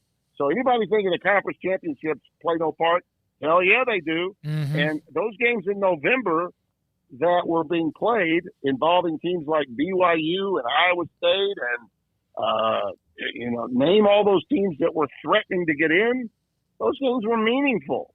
And those games got big-time ratings, even involving schools that don't necessarily rate all that well. Miami mattered. South Carolina mattered. Ole Miss mattered. All those teams that didn't get in but were playing games that mattered, those were huge for the regular season. And that's all brought about by the expansion. So everything about what's transpired is really good. But the bad part comes because we don't know how to promote it. We don't know how to put the calendar together. And we've got, on some occasions, the very people that should care the most about the product, torpedoing the product publicly by saying these games aren't any good. So how the hell do you do that? Why should a college football game in the playoffs, every time it's played when it's not a competitive game, be a referendum on the state of the sport?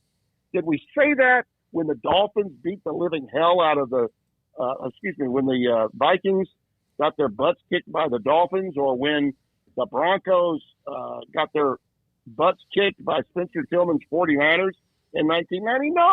No, we never said that. If there's a 4-game sweep in the World Series, hey, it's a 4-game sweep. It happens.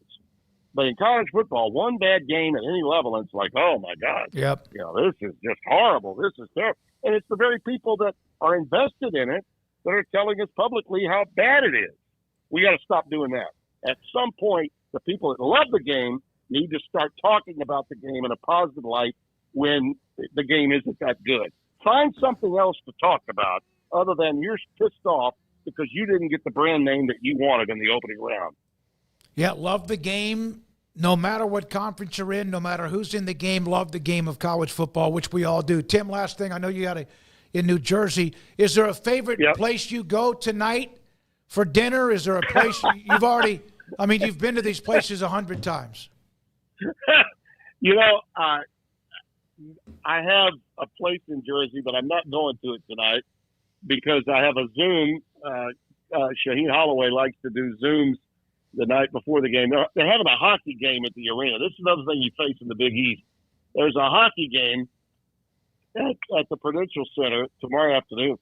So we can't go to a shoot-around and meet with the coaches. So Shaheen wants to do LaFonso Ellis and I are calling the game. So we're doing a Zoom call with Shaheen at about 8 o'clock tonight. So it'll be room service tonight. But tomorrow there is a great Italian restaurant just on the outskirts of in Short Hills, New Jersey, not in Newark per se. There's a great Italian spot that I go to that is just fantastic. So, and by the way, cannoli bars for Italians that are really good are special. And I get those when I go to Providence on Federal Way. I get, when I go to New York, there are some special pubs that, are home-owned, guys that have owned the buildings for years. That's one of the great things about being on the East Coast when you do a game. So that's a great question. I wish I could tonight, but it is going to be room service. But it's a good hotel, and I'll just watch a little ball and get ready for tomorrow. Tim, great to have you on. We'll have fun watching the game Monday night. Thank you so much, buddy. Keep doing what you do. Thanks for the time you spend with us. You got it. Notre Dame loses, but they cover.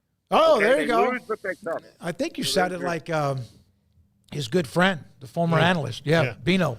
Tim Brando, Fox Sports, with us on 365 Sports. The best, listen, I'm just going to say the best thing about anywhere you go is Italians, okay?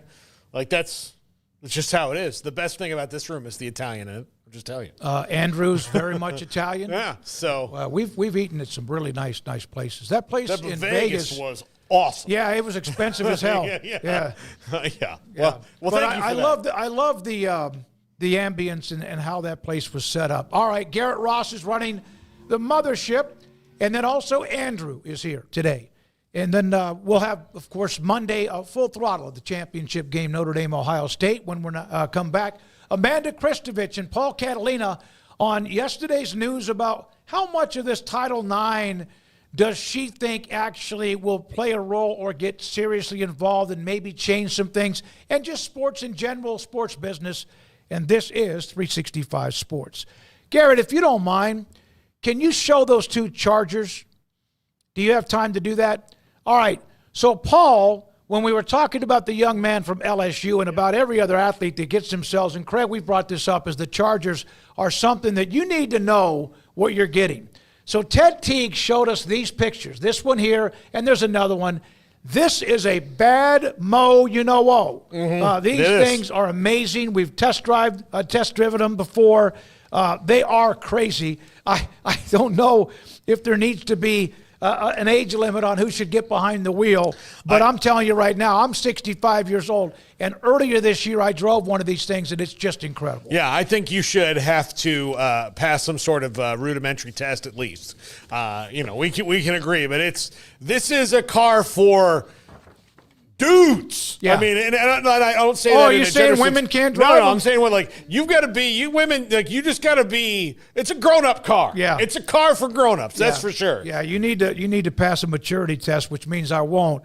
But they also have some other great, huge discounts. But those are two. That's the same car. Gorgeous. Almost looks like it could be a DPS trooper in the South driving one of those babies. And believe me, if I was driving in the South, I would probably have one get right behind me. The 2025 Motor Trend Truck of the Year, the Ram 1500.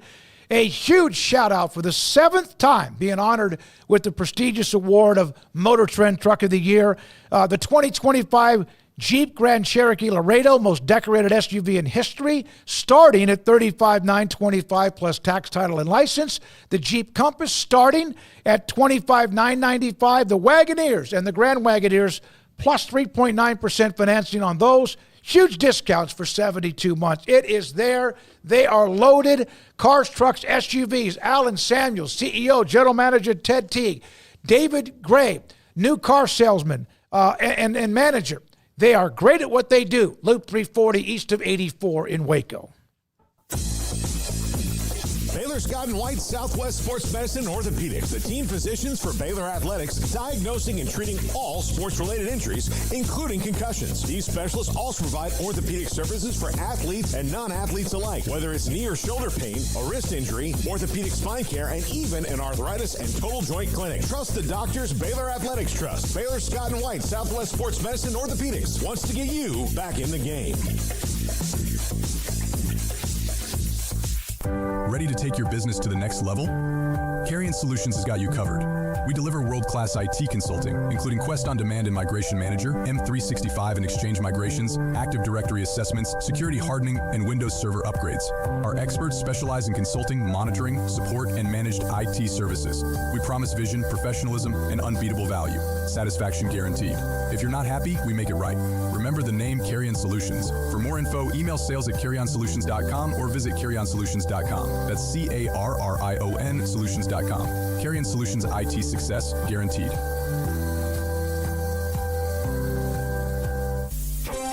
Developed by Startup Waco, a nonprofit organization, GXG is a program designed to support the entrepreneurial development of Baylor University student athletes through NIL activations. The program helps student athletes maximize their platforms and offers a comprehensive support system for them to create and grow new businesses that not only benefit themselves, but also uplift the local economy. Fans who wish to support student athletes can donate to GXG via the GXG NIL Fund, BaylorBears.com/GXG. Contributions to support NIL activations through GXG can be made at BaylorBears.com/GXG. For more information, follow @GXG_GreenXGold on social media and visit the official website www.gxg.startupwaco.com. GXG, empowering student athlete entrepreneurship and uplifting the local economy through NIL activations. This is 365 Sports, powered by Sikkim365.com. The 4 o'clock hour is sponsored by Boozer's Jewelers, the wedding ring store, specializing in custom jewelry and repair, all in-house. Now here's David Smoak, Paul Catalina, and Craig Smoak. 365 Sports, we're joined by one of our favorite guests, Front Office Sports, Amanda Kristovich. Amanda, Title IX is something I think that the American public generally only has a broad strokes idea of what it is, and the House settlement, the same thing. These two things have now collided in that the Department of Education has decided that they've put conditions on House settlement money as it relates to equality pay and all of that. Can you break it down what the Department of Education said to the NCAA about the House settlement payments and how they must relate to Title IX under the current administration, which is 2 more days, view of it? Yes. Okay. So I think the one sentence summary here is that the Department of Education said that if you want to pay your players, if you want to revenue share with them, your payments need to be, quote, proportionate between men's sports athletes and women's sports athletes. Do we know what exactly the word proportionate means? Not currently. I tried to do a little digging last night, but that was like kind of all that was said. So with that in mind, I'll give a little bit more detail about Title IX and the House settlement, right? So Title IX is the 50-year-old statute that basically says if you are a federally funded educational institution, you can't discriminate on the basis of sex.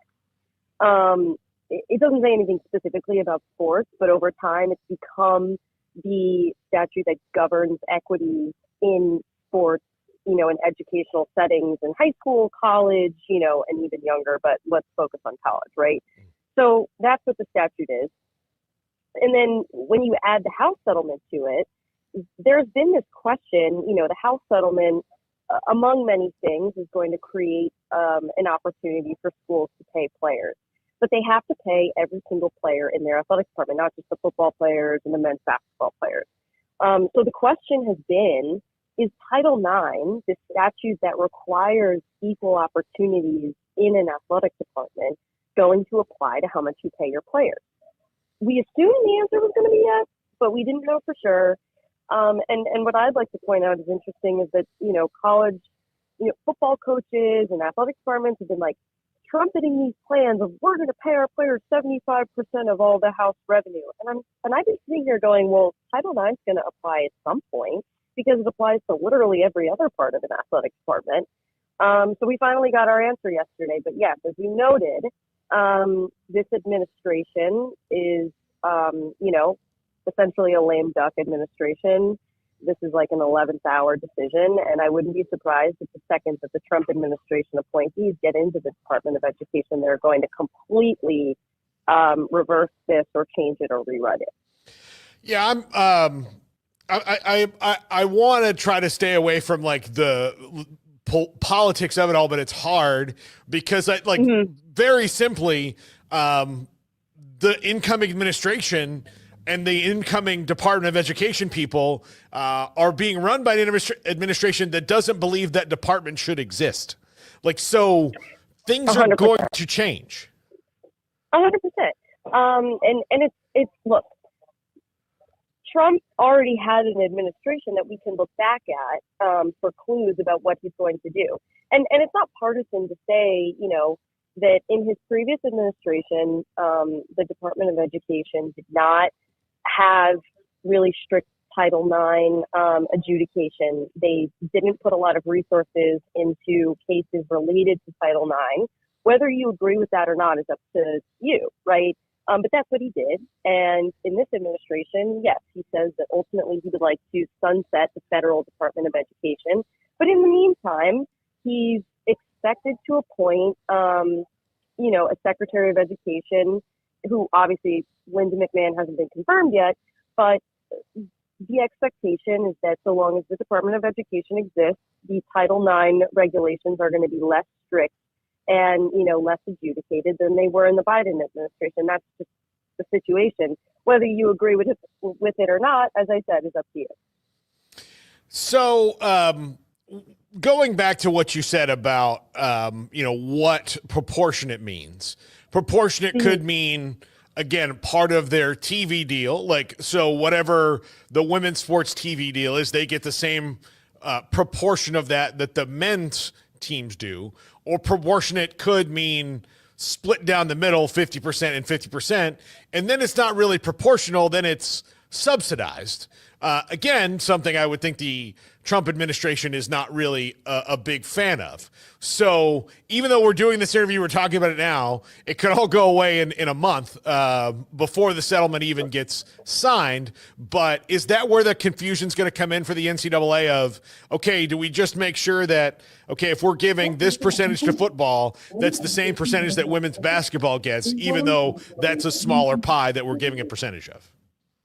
Yeah, I 100% think that's going to be the confusion, because you could look at proportionate, the definition of that word a number of ways. And I'm 100% sure that there will be some sort of lawsuit or some sort of complaint to the Department of Education that's going to ask this question, right? What I'm not so sure about is sort of, this is like a little bit in the weeds, but I promise it matters. The Department of Education is calling the House revenue sharing payments athletic financial assistance. So it's basically classifying that money the same way they do with like scholarships. And as far as I'm aware, the Department of Education doesn't look at how much revenue the football team generates in order to say how much scholarship money the football team should get versus, women's lacrosse. It's more about how many players there are, and it's not really about the business of it.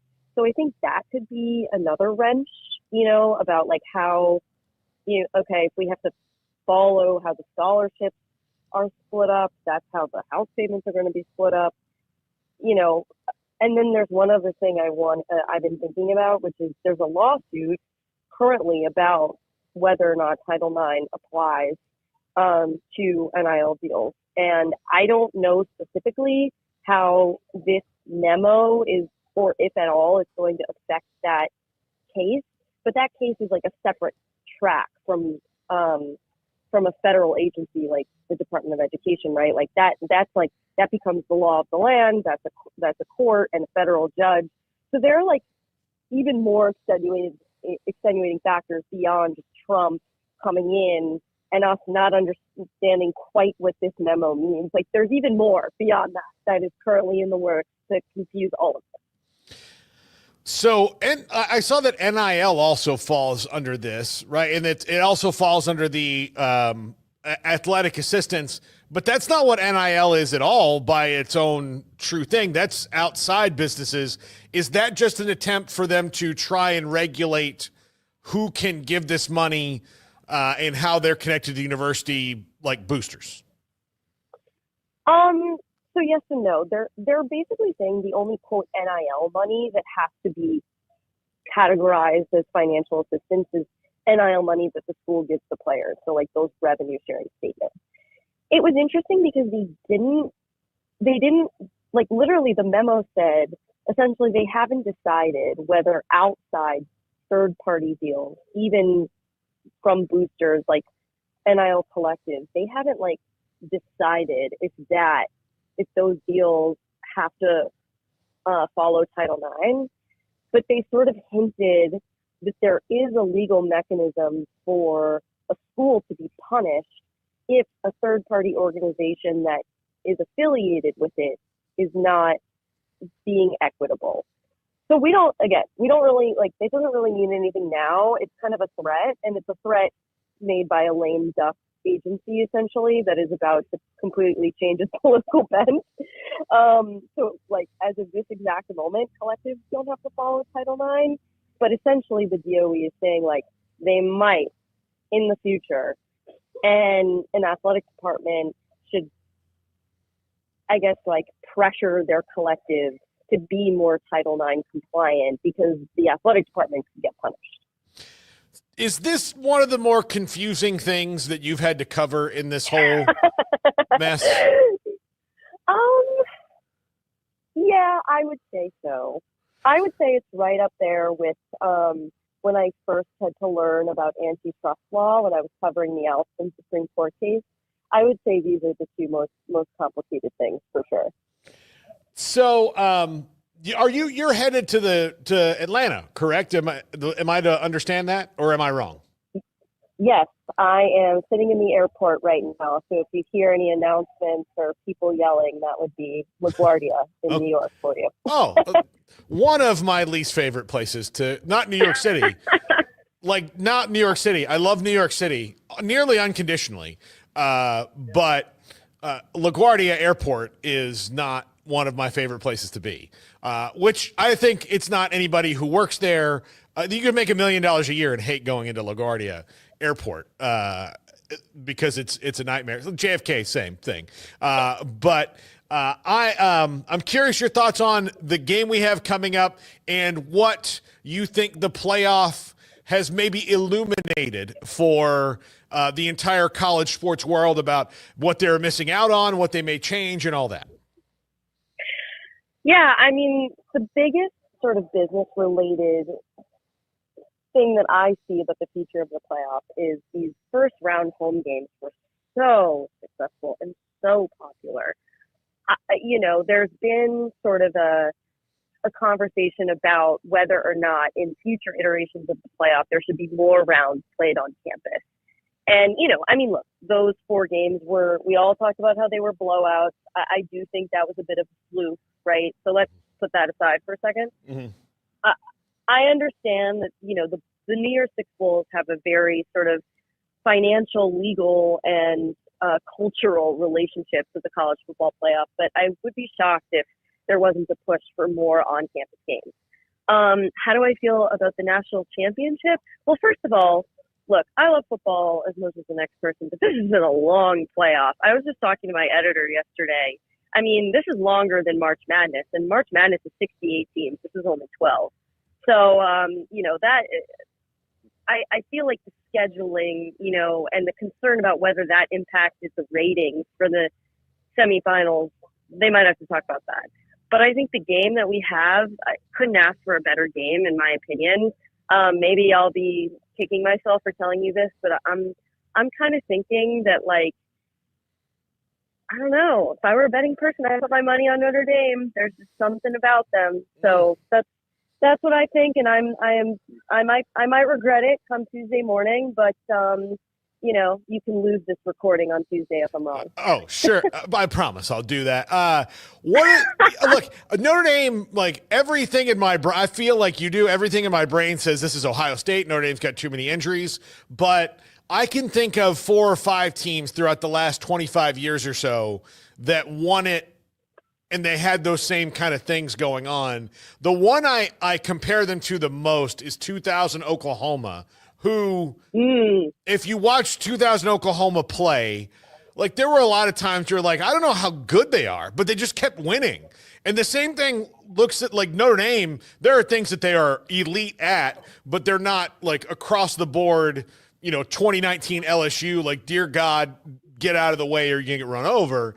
But they have this something about them that doesn't let them fall out of games. And if you can do that against anybody, then you can muddy the waters. And I look at the Nebraska game that Ohio State played that was close the entire time, that Nebraska maybe 1 year from now with more experience would have won that game. And then I look at the Michigan game, which is a team full of experience that didn't crumble late against Ohio State.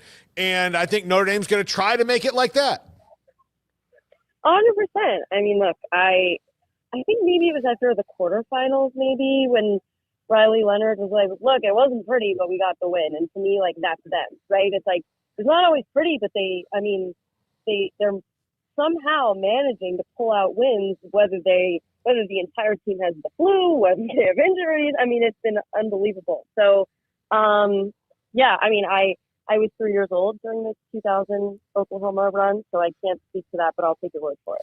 Look, I was a sophomore, junior at Florida State who lost to them, and 2000 Oklahoma still keeps me up at night because there was no, like, going into the game, there was no reason to think that Florida State, who'd only lost to Miami the year before, who 2001 Miami's one of the greatest teams, if not the greatest of all time. They'd only lost to them in a game, and everybody's like, well, Oklahoma's this upstart.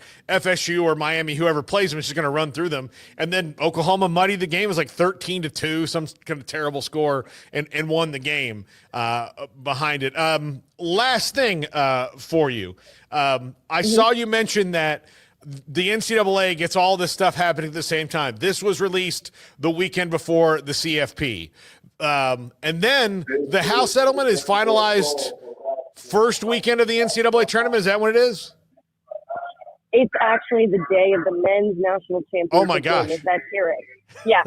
So 10 a.m. Pacific, I believe, on April 7th will be the hearing to finalize, to rubber stamp the settlement, and the national championship game will be several hours later. And, of course, the women's national championship game will be several hours before on Sunday. Just, they're so good at scheduling. I don't know, like, I'm surprised that you even have a job reporting on the NCAA because everything's so smooth all the time. And there's nothing going on. I know. It's like I'm making up stories. Yeah. You're one of the best, Amanda. Thank you so much for being with us today. Enjoy Atlanta. Try to get to Fat Matt's. Pretty good ribs there at Fat Matt's. Ooh. So I will. Thank you. Yeah, absolutely. Amanda Kristovich, Front Office Sports, with us here on 365 Sports. More in a minute. Check out my go-to polo from Flag and Anthem. It's everything you want in a golf polo, but you can wear it at a dinner, to a barbecue, whatever your plans are. It's extremely soft, super comfortable. Check it out, flagandanthem.com. If your business is like most, you need things done quickly. But if you're still tying your critical applications together on multiple shared public networks, you've probably been feeling the slowdown. And that's no good for business. A private UPN fiber network can get you and your business moving at the speed of light. Whatever you need, we can build it. Internet, Metro Ethernet, Waves, dark fiber. We deliver custom private networks and are focused on business customers only. Our next generation 100% fiber optic infrastructure offers you low latency and ultra scalable bandwidth with speeds up to 100 gigabit to run your critical applications. Your connection won't be limiting your performance anymore. It's diverse and scalable, so it can grow and change as your business grows and changes. And with a secure carrier-grade private network, you'll have all the reliability you need. Contact UPN today to learn more. Fast just got faster.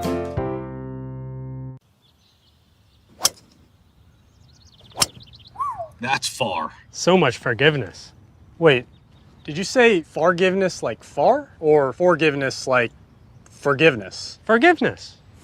Forgiveness.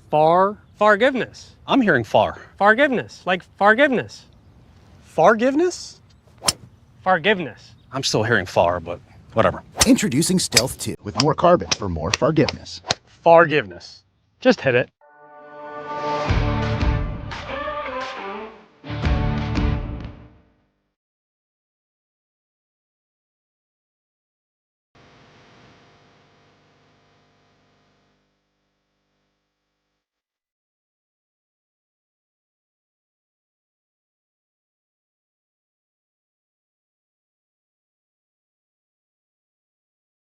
Get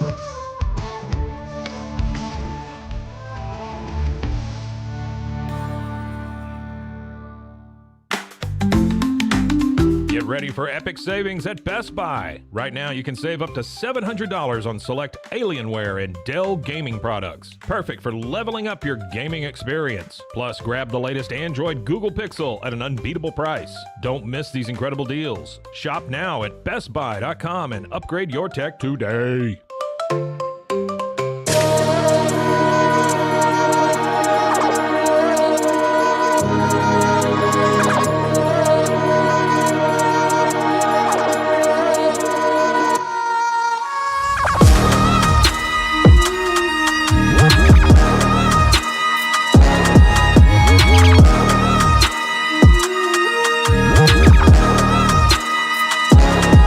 Welcome into Catalina's Cowboys Corner here on 365 Sports. Joseph Hoyt from DLS Sports, a brand new media entity, really. I mean, like you've got the brand new car smell to you guys. Really, really enjoying the content. But just between you and Kavanaugh and Chill, I'm very entertained all the time, mostly because of Chill, because we know how he is. But Joe, this has been a crazy week for the Cowboys, and I don't want to dog national reporters like Schefter and people like that, but when I hear something from you, when I hear something from Ed Werder, when I hear something from Jane Slater, it carries a little more weight with me because of the fact that you guys are there, boots on the ground, and kind of getting information kind of right in there. So Deion Sanders and the Cowboys feels more real to me by the day, even though I don't believe it's real. So I don't really know what world to live in. What world should I be living in? No, I think it's a great question. And I think anytime news happens, you kind of go through a cycle, right? Especially as time lingers on. You say, hey, that's not going to happen. Then you might start talking yourself into it. From what I've heard so far, he was not of the names that I heard on Monday as potential interested candidates on Monday. And then obviously by Monday night, we had already heard that they had a conversation. So I think at this point in the Cowboys coaching search, you kind of have to separate rumors from happenings, right? So here are some happenings. We have head coaching interviews starting today, right, with Kellen Moore. We have Leslie Frazier coming up. We got Robert Saleh coming up. Those guys are all, candidates for the job that we know. Deion Sanders could be a candidate, right? He could be. I think anything is possible when we're at this kind of canvas stage. But as of right now, there's no interview scheduled. And from everything that we've heard between, me, Chill, and some other people, he still has a lot of interest in going back to Colorado. It's been all about Colorado. I know Jane Slater reported that, that they want a little bit more NIL money at Colorado, which makes sense. I think that at the end of the day in Colorado, Deion Sanders has all the leverage in the world, right? Because what is Colorado without Deion Sanders? So in terms of having a contract extension on the table, the inquiry to get more NIL, I think Deion has the ability to potentially profit off this. And I know people say, hey, Deion Sanders doesn't need leverage. He doesn't need to work through the media. But, I think that this could be a mutual beneficiary thing between Jerry Jones and Deion Sanders to both get what they want at this point. For the Cowboys, it's relevance amidst the NFL postseason, which they're not in for the first time in 4 years. And for Deion Sanders, potentially to get some leverage there. Not to say that might not happen. But as of right now, I know he's the betting favorite. I still just don't see it happening. Yeah, one of the things that the Cowboys do is they'll kind of throw out a teaser for you, oh, man, this movie looks like it's going to be awesome. And then everything's kind of in the trailer, right? When you get to the actual movie, you're like, oh, well, I saw that already. I'm kind of disappointed. That's been their thing. And Jerry, since Bill Parcells, has been very, very bland when it comes to the choices he makes.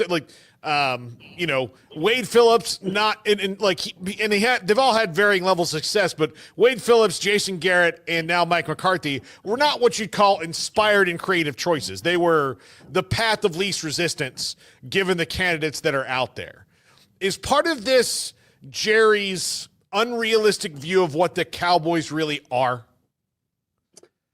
That's an interesting question. I think, part of this with Jerry talking to Deion, I think at the end of the day, they like each other. I think Jerry has high regard for Deion Sanders. I think Jerry is also kind of what we've known over the past few years is Jerry will take a lot of input. He'll call a lot of people. At the end of the day, he might do what he wants to do. but he will call a lot of people. That means he might call a lot of potential candidates, right? Maybe you want to call Deion to talk about the job itself.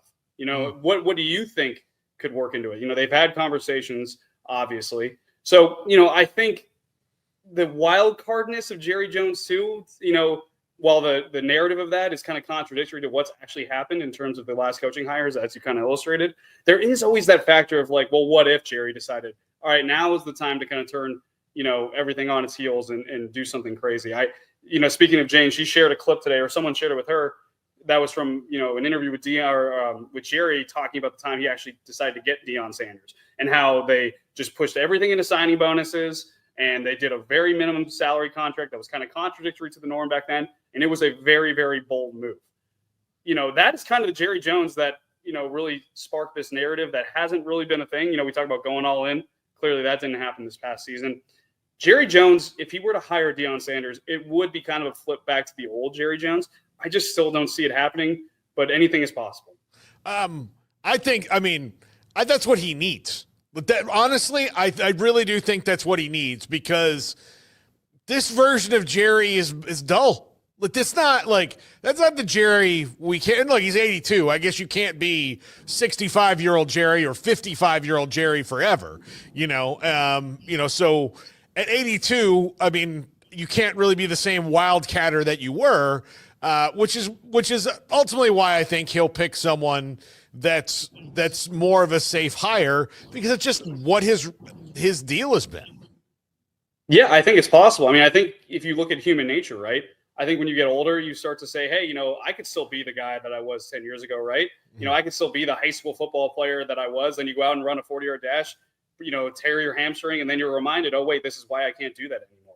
So I don't think that Jerry Jones is going to operate in a way that he would go back to that. I think he's going to do what he's done the past few years and kind of go with someone familiar, someone he knows. And that's why, to be honest with you, all roads, in my opinion, barring some kind of surprise, and obviously we're still early in this, but it does feel like all roads lead back to Kellen Moore. That does, and that's the next person I was going to ask you about. Again, he's comfortable with Kellen Moore. It's just this one's a little bit different. This isn't like Jason Garrett, who he did the Jerry placement program with and put him on Wade Phillips' staff. He tried to do that with Kellen and Mike McCarthy, and then those two, it just didn't. They were at loggerheads. However severe that was, I guess we'll never know. But it was time for Kellen to move on because Mike McCarthy wanted to call the plays, and he had to go. But they had ample opportunity to keep him or do these things. So what has changed about Kellen Moore in the last 2 years, outside of the fact that and I'm not trying to knock him, I actually really like Kellen Moore, but he had Saquon Barkley this year, and his job got really easier because he's like, I should call more plays for Saquon Barkley than the Giants did. Yeah, I think the Kellen Moore recipe is the same thing that we've been kind of talking about if he were to be a potential candidate back when he was with the Cowboys, right? Mm-hmm. The Jones like him. He works well with Dak, right? He's got a relationship there. I think part of when you invest in a quarterback, for the next 2 to 5 years, you're investing in trying to make him the best possible version of himself, because that's the guy that's going to make things go, right? And I think that Kellen Moore has the potential to do that with Dak Prescott. I also think one thing when you look back at why did Kellen Moore leave, because I think that has to be the conversation, right? Well, if one thing I know about Mike McCarthy when it comes to offense, he is very territorial in just kind of talking to people and all, just using his words, right? We asked him at one point this year, hey, is there any chance that maybe you let Brian Schottenheimer call plays? This is during the 5-game losing streak, just to switch things up, blah, blah, blah. Defiant no from Mike McCarthy. So, the idea that Mike McCarthy would be okay with having someone else, really run the offense, that like he did with Kellen Moore, I feel like it probably could have bugged him a little bit. Also, I don't think anyone likes to have the idea that someone's over your shoulder, that someone is the coach in waiting and you're just the bridge guy to get there. So I don't think Kellen Moore's exit should be a sign that he shouldn't be considered, frankly. I think the Jones still like him. I think they think he is a young offensive mind. I think when you go other places, you gain more experience. And, that's if you watch the film and you kind of look at things, you might say, hey, what's been the difference between Kellen Moore now and Kellen Moore in Dallas? Well, he has Saquon Barkley right now. And to your point, and that's, he's got Saquon Barkley, A.J. Brown, Devontae Smith, Dallas Goedert. They've got a lot of weapons, and they've got a good defense behind them too. So I think that that's one thing. If you're trying to find out in an interview with Kellen Moore why you're better suited now to be the head coach of the Dallas Cowboys than you were 3 years ago, that's something you got to find out in an interview, which is happening today. Okay, that brings me to the roster construction that the coach, whoever the new coach is, steps into. Actually, you know what? Before that, is Jason Witten going to be on the staff, regardless of who it is? Yeah, it's funny because that Monday list I told you about, the first thing someone had told me was Jason Witten is going to get a look at something. He is going to get a look at some capacity on the staff. I know there's been reports that there was going to be a good chance that he would be on the staff regardless if McCarthy was back or not. You know, what we've been told over at DLS, Kellen Moore is already calling potential candidates for other position coaches. You know, things that he's trying to build a staff, and that's not uncommon for coaching interviews. But some of the names that I've heard are kind of familiar with the chance that they also might be Jerry Jones approved, if that makes sense. Okay. You know, I think Jason Witten kind of feels like a guy to be the top of that list in terms of someone that is Jerry Jones approved, but could also work under Kellen Moore. And that's, to be honest with you, Paul, that's kind of why I keep coming back to the idea that, you know, Kellen Moore is probably the top candidate right now for the job, because I think he fulfills a lot of things that Jerry Jones would approve of. Yeah. I'm not rooting against Kellen Moore. I'm just rooting for Deion Sanders because, look, if the season's not going to end in the Super Bowl every year, then let's have some fun. You know, you want to get nuts? Let's get nuts.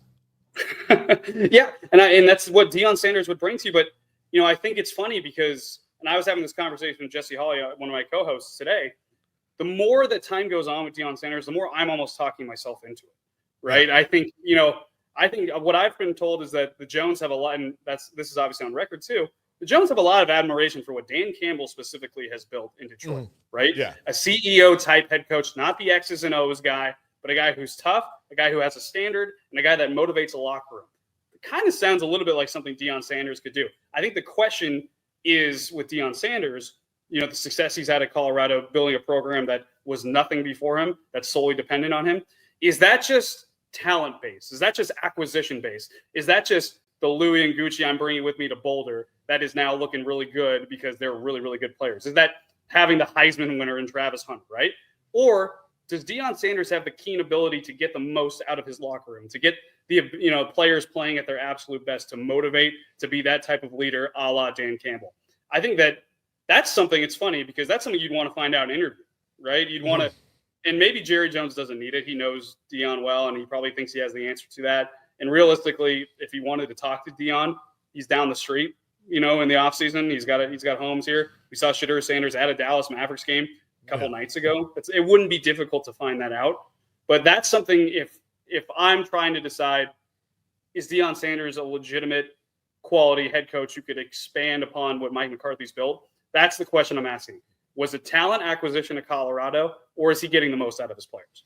Well, the other question I would ask is who are his Ben Johnson and Aaron Glenn?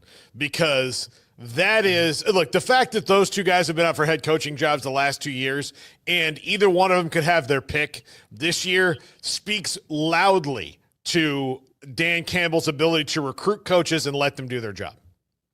Yeah, no, 100%. I think that's a great point. And I think the logical guy you start thinking of in terms of a defensive coordinator potentially with Deion Sanders is Mike Zimmer.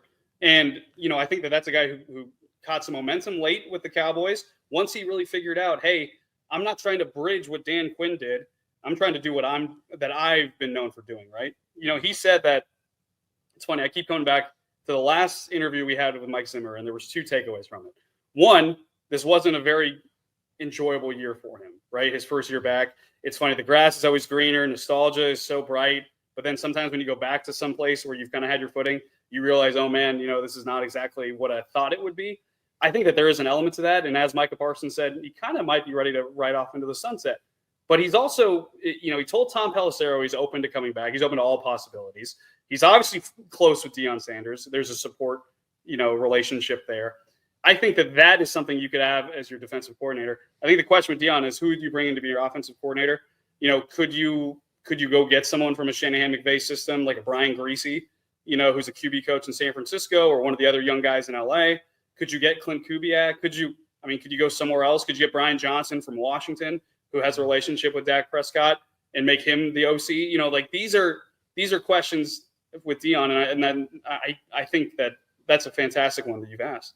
All right, I saw you and Kavanaugh the other day talking about the roster, and it's one of the reasons, like, oh, this is especially this first week that I've launched this podcast. I want to get you on because you guys had a great thing of like, okay, whoever, you know, whatever happens, when you look at the draft, they have to get a running back. They have to address that position. I'm personally hoping for Ashton Genty because, again, that he just fits the Cowboys running back. I mean, that's what he is. Whether that happens or not will be seen. But defensive end, right guard, probably cornerback, linebacker, like defensive tackle. There's not a position outside of wide receiver, especially. Like they need almost everything but a quarterback right now, don't they? Correct. Yeah, and I think that it's funny. You know, the genius way to draft best player available is just to have a lot of needs because you could fill a lot of needs with what the Cowboys can do at 12. They need someone to run the ball, and I think Rico Dowdle's price tag has gone way up from where he was a year ago. Their backfield's going to get more expensive regardless. I think this year, no matter what. I think that they tried to go cost effective last year with the committee. The committee dissolved very quickly because the CEO had emerged in Rico Dowdle, and I think that that's something that they're going to try to get back to. You know, and having a solid running game. So I think Ashton Genty, though, I mean, he makes a lot of sense for the Cowboys, and I think there's a reason why he's being mocked early in the process to him. Same height and weight as Emmitt Smith exactly, which I think is something you're going to see talked about a lot in Dallas Cowboys land. Obviously, the Frisco connection, but I think that he's a guy that, you know, you hope that you can get your 5-year running back, you know, for the next 5 years, right? Someone who could be at their prime for 5 years because we know running back stuff kind of dissolves quickly, as we saw with Ezekiel Elliott. But, you know, in terms of at 12, I think you're also in a position where you could draft Zach Martin's replacement if he chooses to retire, right? I think you also could get a corner. We've seen that be a little bit of a precarious position for them this past season. You know, I think that they do need a Micah Parsons running mate. You know, obviously if Abdul Carter falls to 12, that should be a no-brainer, right? But I don't think that's happening. But maybe you get a James Pierce from Tennessee. You know, maybe you get a Javon Walker from Georgia. To your point, there are a lot of holes on this roster. You know, they have a lot of free agents, and I think that they're going to have to make some free agent signings. I know they might be against their MO, but they've got a lot of holes to fill. And ideally at 12, you want to just get someone who the best player available is, because if you look at the Cowboys' history in terms of drafting, that usually works. When they usually try to reach for a guy for positional need, it usually kind of, you know, falls flat on their face. All right. This is something I like to do. I like to use the last part of the podcast to ask you non-Cowboys questions because your life is filled up with Cowboys. And if I want people to know more about it, I did this with RJ Ochoa earlier in the week. I'll do it with you. Okay, so the first question, The Office or Parks and Rec? I'm going to go with The Office, but I have such a soft spot for Parks and Rec. Okay, yeah. RJ gave a much longer answer, but bottom line, it comes down to he was Office and then turned into Parks and Rec. I'm Parks and Rec with The Office a second. So it's weird because they're so similar but so different, you know, in a certain way. But yeah, okay. The Office is just it's such a go-to, right? It's just such a go-to. It's so classic, dude. And I think Parks and Rec, you know, in honor of Severance coming out today. Yeah. I love I can't remember his name, but Bandon from the Parks and Adam Rec, Scott, Adam Scott, one of my favorite actors, one of my favorite characters. Obviously, Leslie Knope is iconic, and you know that's you know, the more you talk into it, maybe Parks and Rec is the answer. But Adam Scott in Step Brothers should have won Best Supporting Actor. It was just he played a character that was so against type so well. It was ridiculous. So hasn't had a carb since what, 2000? Yeah. All right. What is your most controversial food take? Oh, it's easy, and this is something I've kind of hang my hat on. And mayo does belong on hot dogs. I think that, you know, for a lot of people, not everyone likes mustard, not everyone likes ketchup, and not everyone likes relish. But do you want a dry hot dog? No way, right? So I think that mayo is a good, flavorful base. The key is you can't put too much, and you got to have a toasted bun. You have a toasted bun with the mayonnaise, and I think that that's something that, you know, gets really dogged on a lot. I know Chauncey Golston, who might be on his way out for the Cowboys, he's a big believer in this too. We talked about this earlier this year. So I think that that's something that needs to be accepted and not hated on. Okay. I believe the bun has to be at least warm, toasted, always. One of the things I hate is when you go to a barbecue and like they have the hot dogs and the hot dogs are warm and you just have to rip the bun out of the bag. It just creates a weird texture, and the only hope you have is for the heat of the dog to warm up the bun a little bit so it measures out. It just doesn't happen. You should warm the buns. So so you warm the bun, toast the bun, and then put the mayonnaise on the bottom so it kind of melts ish like butter? I actually do more of like a side thing on the hot dog where I kind of try to get the side so it's on the top, but also, kind of has a trickle down effect. Okay. So we're trying to start from the top to the bottom. You know what I mean? Okay. All right. So you must like those like ridiculous Chicago dogs then. Love a Chicago dog. The other thing I love is a Seattle dog. You ever had one of those? No. What's a Seattle dog? So toasted bun, cream cheese, caramelized onions, and then you could church it up with a couple other things. But the cream cheese and caramelized onions, while might scare some people, trust me, that's a good one. Oh, you look, life's about risk, Joe. You gotta step out. You gotta step out. Okay. Final thing. Would you rather be a hobbit or one of Snow White's 7 dwarfs? Oh man, are you asking me this because I'm a short guy? No, I'm also a short guy. Look, I have hobbit feet. I'm glad my wife doesn't know that, because when I say I've got hobbit feet, she's like, I don't know what you mean. I'm like, oh, good. So, yeah. I'd probably go with Hobbit. I think that they just have more of a journey. I think the Hobbit, you have the ability to be more of a on your own free thinker, explore. I think if you're a dwarf, man, it's kind of just go to work, do your thing, and do what's best for the workforce. And I like to be a little bit more on my own, and venturous. I also don't like to be reduced to the one thing about me that I might have allergies or be dumb. I would like to be more of a person like Samwise Gamgee. I think that's a great call. I think if you're asking what's my dwarf or 7 dwarf name, it might be like Sporty or Quirky, or you know what I mean? I'm more than that. I'm more than that. Yeah, absolutely. Joe Hoyt with us here on 365 Sports, DLLS Sports. Go subscribe. If you're a Mavericks, Cowboys, Rangers, like anything that in that stratosphere, you guys are doing a great job, enjoying watching the content, and certainly we'll have you on again soon. Awesome, man. Can't wait, and keep up the good work. All right. Thanks, Joe. Joe Hoyt here with us on Catalina's Cowboys Corner, 365 Sports.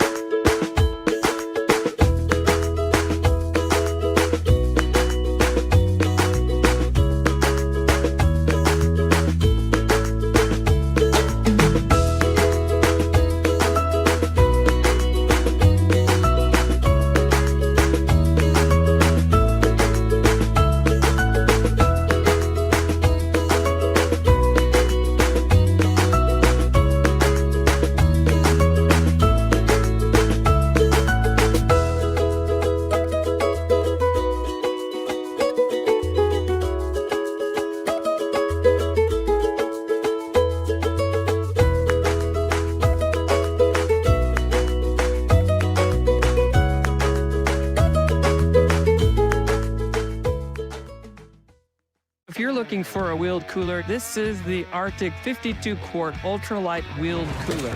I hauled it on a deck, I hauled it downstairs, upstairs, grass, gravel, sandy road, mud puddles, the whole bit. And I gotta say, it is pretty darn tough. I really do like the wheels and the tow handle. It's easy to hold on to, even when full. They've made it 6 full days with ice present, still keeping cool enough temperatures to keep drinks cold. This is a great cooler. And if you're looking for a new wheeled cooler that tows really nicely, this is a great option.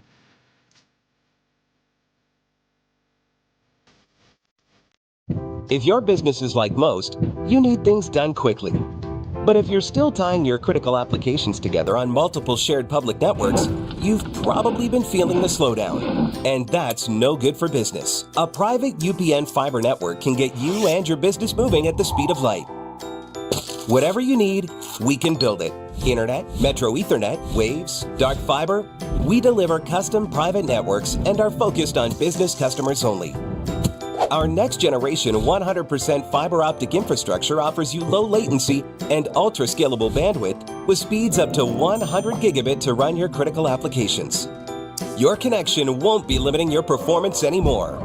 It's diverse and scalable, so it can grow and change as your business grows and changes. And with a secure carrier-grade private network, you'll have all the reliability you need. Contact UPN today to learn more. Fast just got faster. There are hundreds of things that can affect our sleep, but what's affecting yours? Sleep Doctor's home sleep test brings the precision of a sleep lab into the comfort of home to help you get answers and unlock a lifetime of great sleep. Start now at sleepdoctor.com/TV.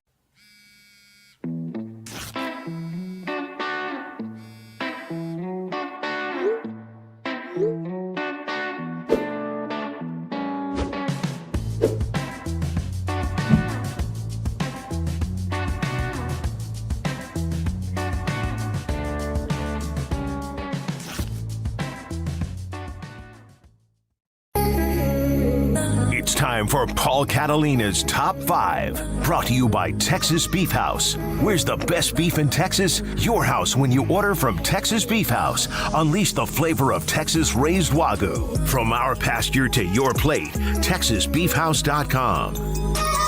Welcome into Paul Catalina's Top 5, presented by Texas Beef House.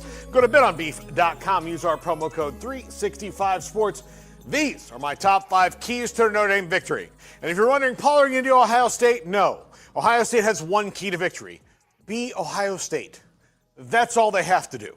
Just be Ohio State. Notre Dame, on the other hand, with the lack of depth, with the injuries that they have, they're going to have to maximize some opportunities. Not that Ohio State doesn't have to, but a little bit different for the Fighting Irish. Let's go to the 5. Keep it close. Notre Dame's been able to do this throughout the postseason. If they keep it close, they can lay in wait and wait for that opportunity for Ohio State to make a mistake. They did it with Penn State. They did it with Georgia. They just kept it close, and then at the opportune moment, they struck, and then they created some distance. That's what Notre Dame does. Now, look, they didn't create any distance between Penn State. That one was back and forth. But as long as it's close, with the way that defense plays, this game will be very interesting, and Notre Dame will be just lurking right there like a snake in the shadows, just waiting to pounce on that poor little mouse. And yes, I do realize that Ohio State is one big poor little mouse. Make a big special teams play, or hope that Ohio State does this that we saw in the 1993 Classic, Little Giants, with Rick Moranis and Ed O'Neill. Anyway, make a big special teams play. Return, block, kick. Look, one of their biggest plays of the entire thing was a special teams play in which they ran the punt team on and ran them off and made Georgia burn. Well, they thought they were going to make them burn a timeout. Then they got to delay a game and a first down.